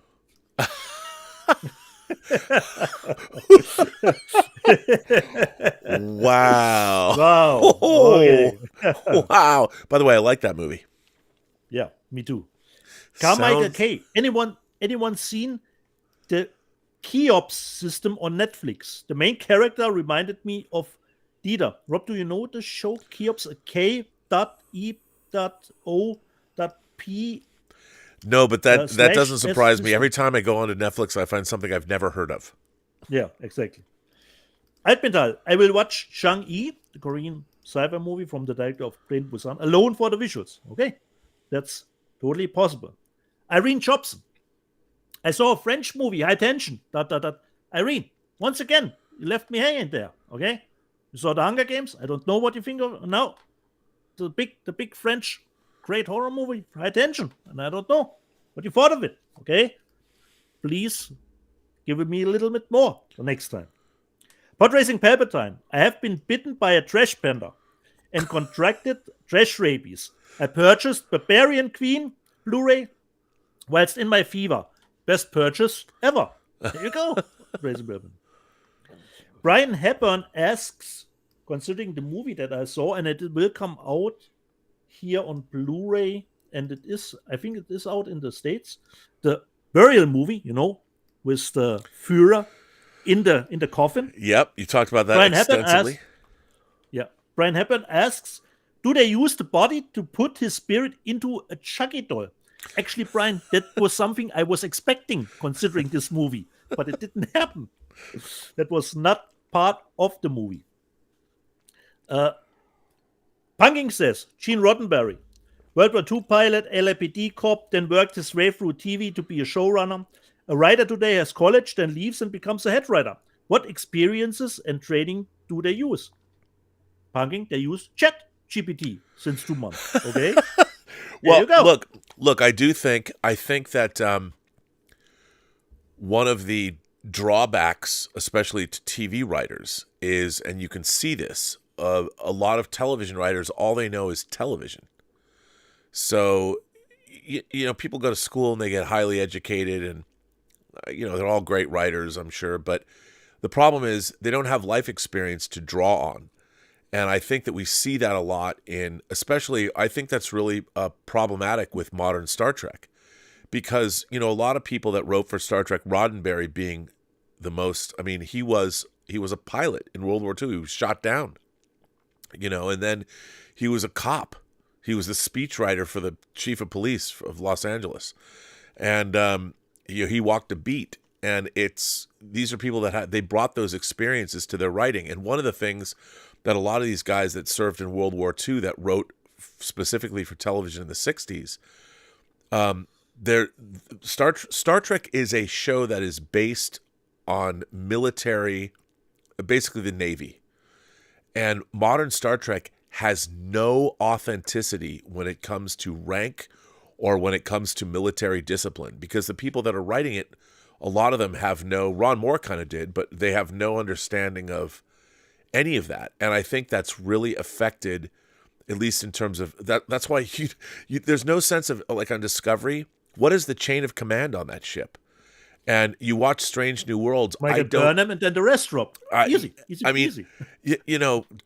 Pike is fraternizing with the main characters, even though, here's an ensign. Just, hey, come into my apartment, I'll cook for you. I mean, there's no authenticity there, and it really affects my ability to believe in any of it. I know it seems, Rob, you're too hard on it. No, but the whole point is that Star Trek is you're dealing with a quasi-military organization that is a military command structure.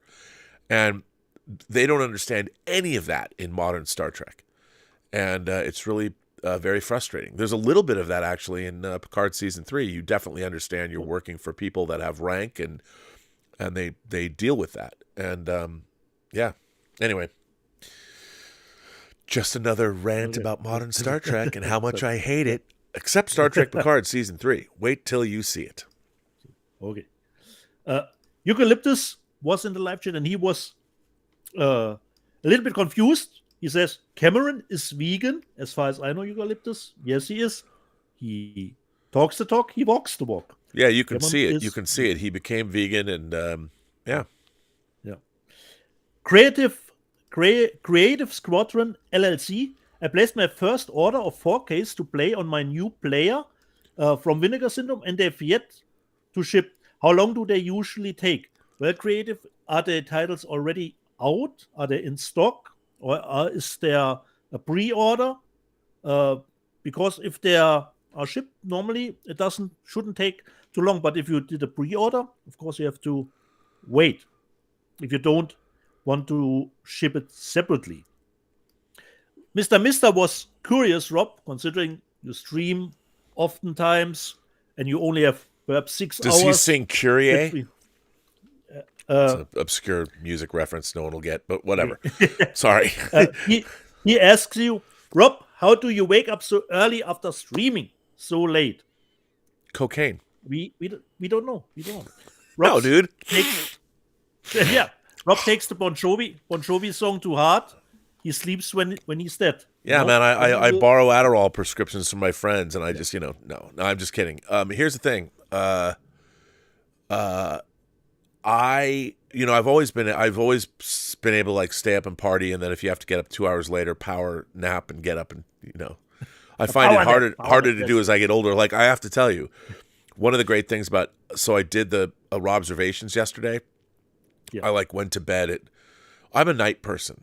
I like being up at night. No one bothers you, no phone calls or whatever. And my nightly routine, if I'm not streaming, is I'll either watch. So last night, we had Elizabeth's family over, her mom and her stepdad and her stepdad's aunt, which I love. We're having the Belleville Film Festival. And last week we watched To Catch a Thief, Hitchcock's To Catch a Thief. And this week we watched, and they had never seen it, we watched Shawshank Redemption. So we have an ongoing film festival. And then what Murray is Elizabeth's stepdad. He's a doctor. There's a whole wing of a hospital here in Loma Linda named after him. He's a great guy. Love this guy. And he was never a film fan growing up. Yeah, I guess he didn't have much use for it because being a doctor, he loves watching movies, and then I'll put on special features. And he loves them. And then he writes up notes on the movies we watched and things. So I'm going to start posting those on the website because we have this ongoing film festival here in the house. And so we've been doing that. And then I'll come downstairs, and I came down last night to set up the show to list it. And then I'll watch, I'll catch up with YouTube pundits and things like that and just read information, read Deadline. And then I'll read some of a book. I'll read for like a half an hour. I'm reading Cormac McCarthy's books, 2 new books. And then I'll go to bed. So last night it was great because I went to bed at 2, and then I got up at 9:30 this morning. It was glorious. It was glorious. Went and fed the dogs, made the coffee, gave it to Elizabeth, came down here and did the show. Was he the guy that asked you, do you have a Danny Kaye movie? Was he the guy, Rob? Yes. Yes, he was. Yeah, and I couldn't let him down. Yeah. White Christmas. Yeah. That was part of the film festival. Court Jester, buddy. Court Jester. It's coming in hot. Considering your show Femme Fatales, Rob, you did told us last week about the action scene that you had to reinsert Yes. into the series. Lord Toth was our moderator, was in the live chat. As long as you have hot Asian nunchuck experts, you don't need story. You don't need story. Exactly, Lord I Toth. completely Right. agree. I completely agree. Altmetall asks me, do you know if the German 4K or Final Countdown uses the same master as Blue Underground? I don't know, Altmetall. Normally, perhaps Rob will tell us a little bit different. As far as I know, if a 4K master is done, normally they're licensing that out to other companies Yes. to do their own 4K. So normally it's just depending on the labels and perhaps like with one ICA with different bit rate, but the master normally is the same. Am I right, Rob? Considering the 4K licensing. Yeah, that's true because somebody has to pay for that licensing. I mean, somebody has to pay for the 4K. It's expensive, especially if you have something that's photochemical. There's a negative that has to be cleaned. I mean, here's the thing. I looked into transferring a movie to 4K, and depending on where you go, but in Hollywood, if I was going to go someplace like MPI or Deluxe or something, I'd want to go to MPI. You're looking at 90 grand. 90 to 100 grand, depending. And I've got deleted scenes I'd want to transfer, but that's going to MPI. You can find places that'll do it cheaper. But here's the thing. When you, hopefully, if I can get our executive producer to let me have access to the elements. So to do free enterprise, if I went to MPI, that's motion picture imaging. That's on the Warner Brothers lot. If I went someplace, not only do you do a transfer at 4K where they clean the negative and scan it frame by frame and they'll repair it, or it depends how much labor you want to go for. Then you have to go afterwards go to a colorist. And then they have to color the movie. Like I would use Randy Kuhnfield, who I used on Tango Shalom. He's an incredible colorist. And then I would go remix it at Private Island. So there's a lot of work. So just to get free enterprise on 4K to prep it and do what I want to do to it, that's just to have the 4K master of the new movie. It's going to cost me I have to do new opening credits. The Logan's Run effects sequence would have to be redone in 4K, and then there's re-editing I want to do. It's going to cost me between probably $150,000 to $175,000, which I don't have. And the only way to do that would be, and that's if our executive producer allows me to do it. So then I would have to crowdfund it, and like a Blue Underground title or a like Synapse, could I get people, if I crowdfunded a free enterprise 4K disc, would people spend between $30 to $50 to get it? And you get 3 different versions of the movie, and it would be a big special features package. But that would be the only way, because I don't have any money. I don't have a budget to pay for that. So I could crowdfund it, and then hopefully you could sell that new 4K master to streaming or something. But it's expensive, and that's one of the reasons why sometimes low budget movies don't show up. A lot of companies have deals with smaller houses because they're going to do volume. They're going to do a bunch of transfers. But for me, doing a one-off would be rough. Yeah. So that's the thing.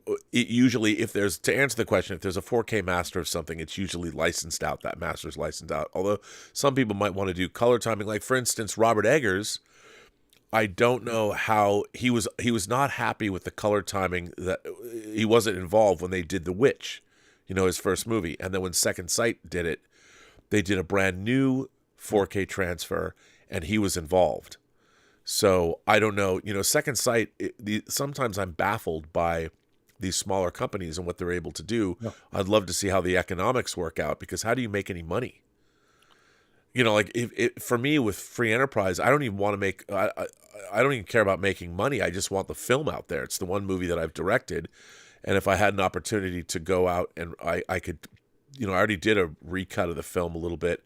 You wouldn't know that I recut the movie, but there's things I'd want to do that we just couldn't do at the time that I was able to do when it was released previously, like doing the Logan's Run special effects and things like that.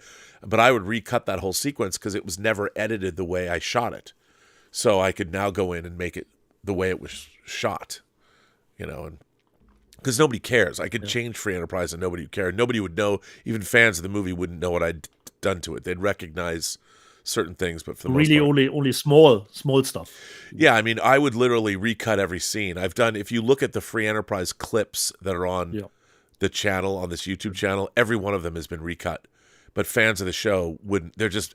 I didn't know as much about editing, and we were too married to our script, and it needed to be compressed, and that's what I've done. And I've just learned more about editing and comedy. So there you go. So that was a long roundabout way to answer a question and promote myself at the same time. See? There you go, Alpedal. So normally you should be able to buy the German one too. And he said, like the Smile cover without a face, much better. And that's what's the reason, Alpedal, why I bought this one. Danzig, 1979. Smile was 2 hours of my life. I won't get back dialogue and writing that made the room look like a Merchant Ivory film. Okay. Oh, come on now. No. I'm just hoping that they Kondo 007. I'm just hoping that they release Megan unrated in 4K. Me too, but probably Universal is at the moment on the trip just releasing Blu-rays. Violent Night. Megan is only featured here as a Blu-ray. No word on an unrated cut. Hopefully, but we keep our hopes up. Altmetall, I have to watch The Witch first, and he of course talks about the Korean movies. Okay, The Witch Subversion, the first one, and this is part 2, just called The Other One.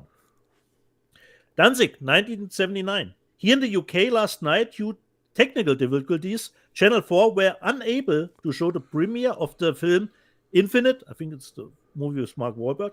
Instead, its place, they showed J.J. Abrams' Star Trek. So, loss, I would say, considering Infinite and the reviews for that movie. But I haven't seen it. Altmetall did back me up. Columbo was very successful here too, and that was I remembering too that Columbo was successful in Germany too. Michael Mayfield, thanks for reading my letter, Dieter. On Amazon looking for a 4K player and TV upgrade now. Great. Michael. Yes. And you're welcome. We're here for reading your Rock an LG OLED, or if you can, if you're in Europe, get a Panasonic 4K OLED. Nice. Danzig 1979. I might be in the minority, but I didn't rate Everything Everywhere All at Once as highly as others. Danzig, me neither. I like the movie, but I'm not over the moon with it. But I haven't watched it a second time. I will have to watch it a second time. Andy Becklin Stairwell Sessions. Cheers, Dieter. Watched the beginning of the show last week today, but had to quickly skip out and watch the first episode of Woman of the Dead. Brilliant so far. Now I'm back watching the show. Rob, did you start? No, but I got it. Yes, I'm going to. Maybe today. Bill Barkley. Rob, stop talking about death. We don't want to think about observations coming to an end.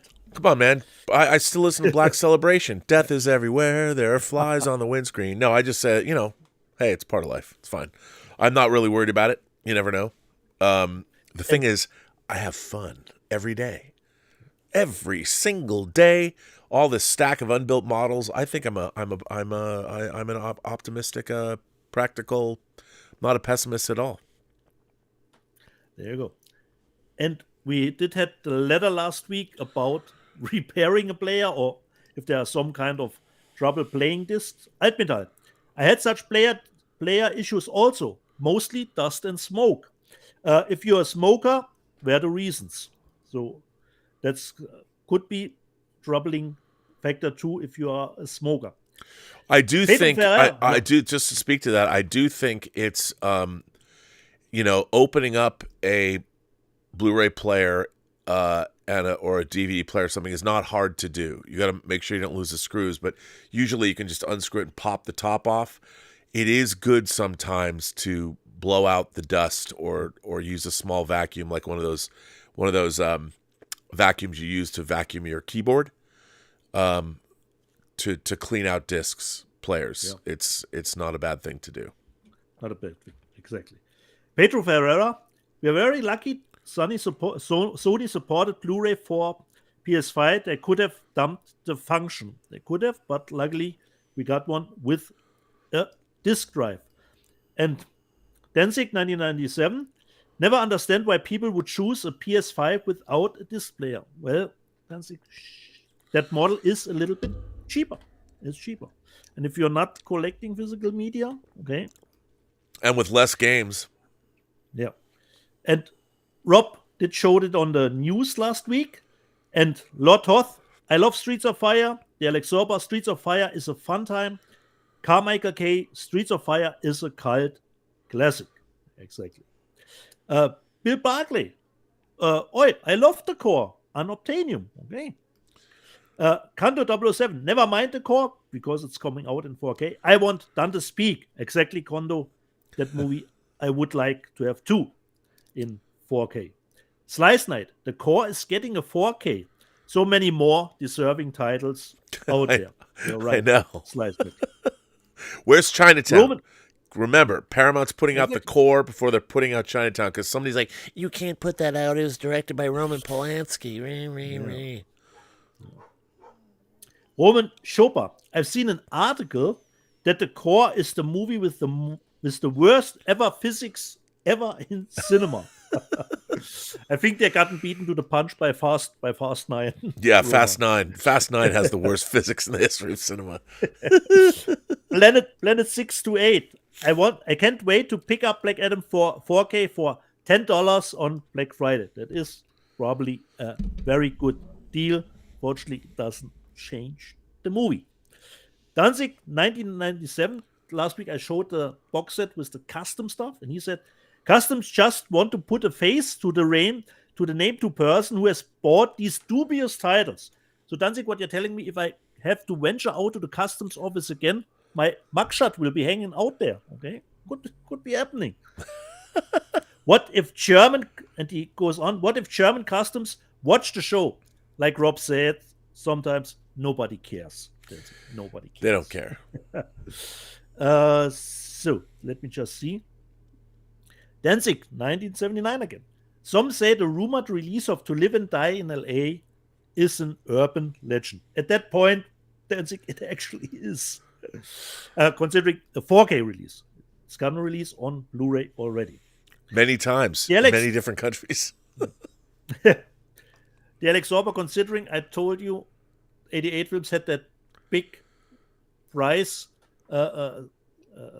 drop for 33%, but I had to put more titles in it to get the free shipping, And Alex Sorba said, buy as much as you need it for free shipping.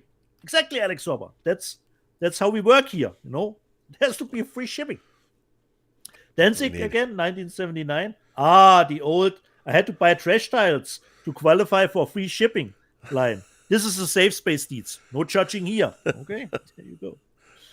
The Alex Sorba. Street trash for the Trash Panda, the Symmetry. I showed Street Trash last week. Victor Fontaine, our letter writer. Dieter pulling out some classic trash this week. Of course, like I do every week. Pedro Ferreira, Sleepaway Camp has the same sensitive twist as The Crying Game. Yes, Pedro, but which movie was first? But considering which movie was first, Joe was in the live chat and said, Sleepaway Camp, Crying Game, Beyond the Valley of the Dolls was there first. No idea about that. Could be right. And Danzig again, that poor customs agent who opened this package, scarred for life. Like I said, Danzig, he didn't even watch what movies are in the box. If I told you, if Rob would be the customs agent, he would say, oh, what did you have ordered here? So Cannibal Holocaust does not go away with you to your home. This movie is banned in Germany. Yeah, exactly. You will get a nice letter from us about that stuff.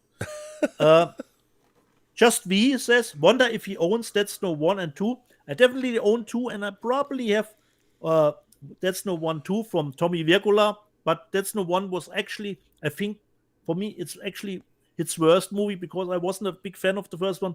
But after that, for me, Tommy Wirkola always great choice with his movies. And I quite enjoyed the sequel.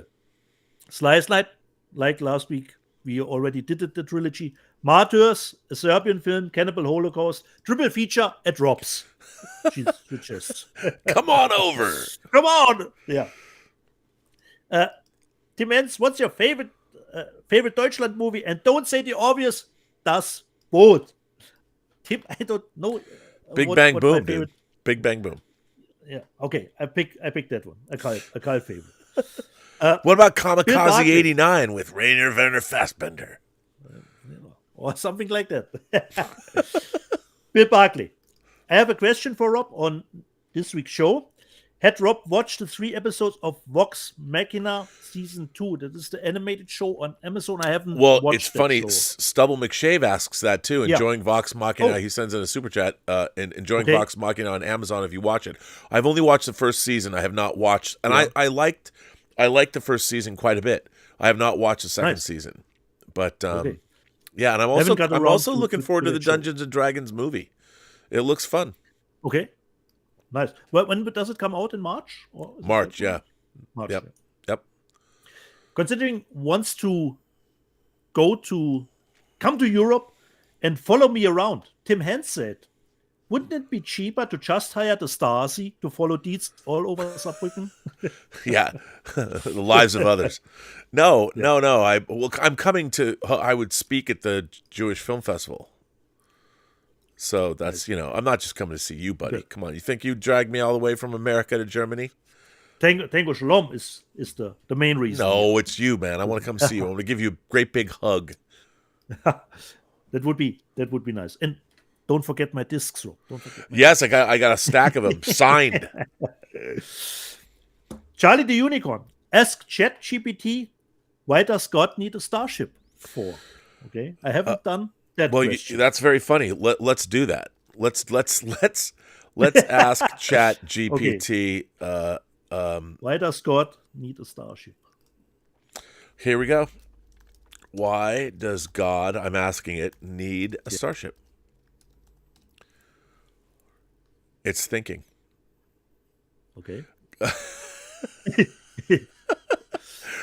This is what ChatGPT says. Yeah. God, as described by various religious beliefs, is typically considered to be a supreme being who transcends physical limitations and does not require a starship to travel or exist. Like Kirk said. That's what God. That's what the answer. ChatGPT says that. I'm going to regenerate the response.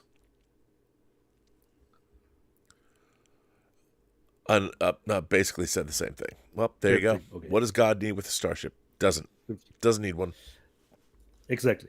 And the last one, Pedro Ferreira, which is the truth. Rob doesn't need us anymore for stories. He's got ChatGPT. Oh, I need you. I'll always need you for stories.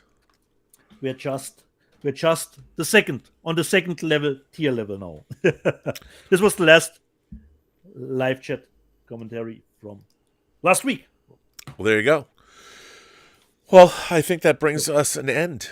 Do we have some super chats left? Or no, I think we're caught up. I'm looking. No, we do have. 200 Watt Studio sends in a super chat and says, breaking news. Willem Dafoe and Robert Eggers' eye reunion on the director's Nosferatu. Love Dafoe and Shadow of the Vampire as Max Schreck. What's interesting is Dafoe playing the same role in his version of Nosferatu, which would be kind of crazy, because he was playing Max Schreck or a vampire. 200 Watt Studio goes on to say, oh, this is terrible. Robbie, you don't understand. They have to do the core first so they can get to Chinatown. That's terrible. That's terrible. You should be ashamed of yourself for that one. That's not good. That's not a good joke. That's very funny. But yes. But there we go, Dietz. I guess that brings us to an end of our show. Oh, I only forgot one thing considering video games. I of course had my eye on the reviews of the Dead Space remake. Gotten great reviews, but I will wait for a price drop considering the game because I'm still not caught up with all the God of War stuff. I'm still not through with God of War. What is the game I keep forgetting that I want to get? Yeah. That Japan banned. It's something Chronicles. Japan banned a video game. Yeah, because of violence. It's some great graphics game. It's some space game. Something Chronicles. Yeah. Callisto Protocol? No. Yeah, that's what it is. The Callisto Protocol. The reviews, but the reviews were very middling, Rob. They were? A good looking game, but repeated gameplay, you will get probably a little bit bored. Oh, better stick with the Dead Space remake, Rob. All right. Better do that. All right. And other thing, Sony did put out a new DualSense controller, as far as I know, and I've heard the battery lifetime is even shorter than the normal one. Oh, that's not good. Unfortunately. Yeah. Unfortunately. So, I don't like that. Yeah. And considering what will come up, let's see. I hope perhaps my package will show up for next week. Until then, it is missing in action is missing in action. That's even better than not only that, Robert. The other movie was the Japanese movie called Missing. It's missing too. Wow, you mean you're missing in action? Yeah. Wow, that's exactly. That's some meta. That's some crazy stuff that goes on. Wow. Yeah. Well, I guess that brings us to the end of this show. Yeah. So, from my end, jede Person, die du triffst, hat eine Geschichte zu erzählen, die du noch zu hören hast. Alles, was du tun musst, ist zuhören. Every person you meet has a story to tell that you have yet to hear, and all you have to do is listen. And remember, the new trailer for Star Trek Picard Season 3 drops during the AFC game, if it hasn't already dropped. And also tonight, there will be a pre-recorded interview with Star Trek Picard showrunner Terry Matalas and the captain of the Titan A, Todd Stashwick, about Star Trek. That will drop on this channel at 8 o'clock. So check that out. Nice. And I guess we can end this show with a little music.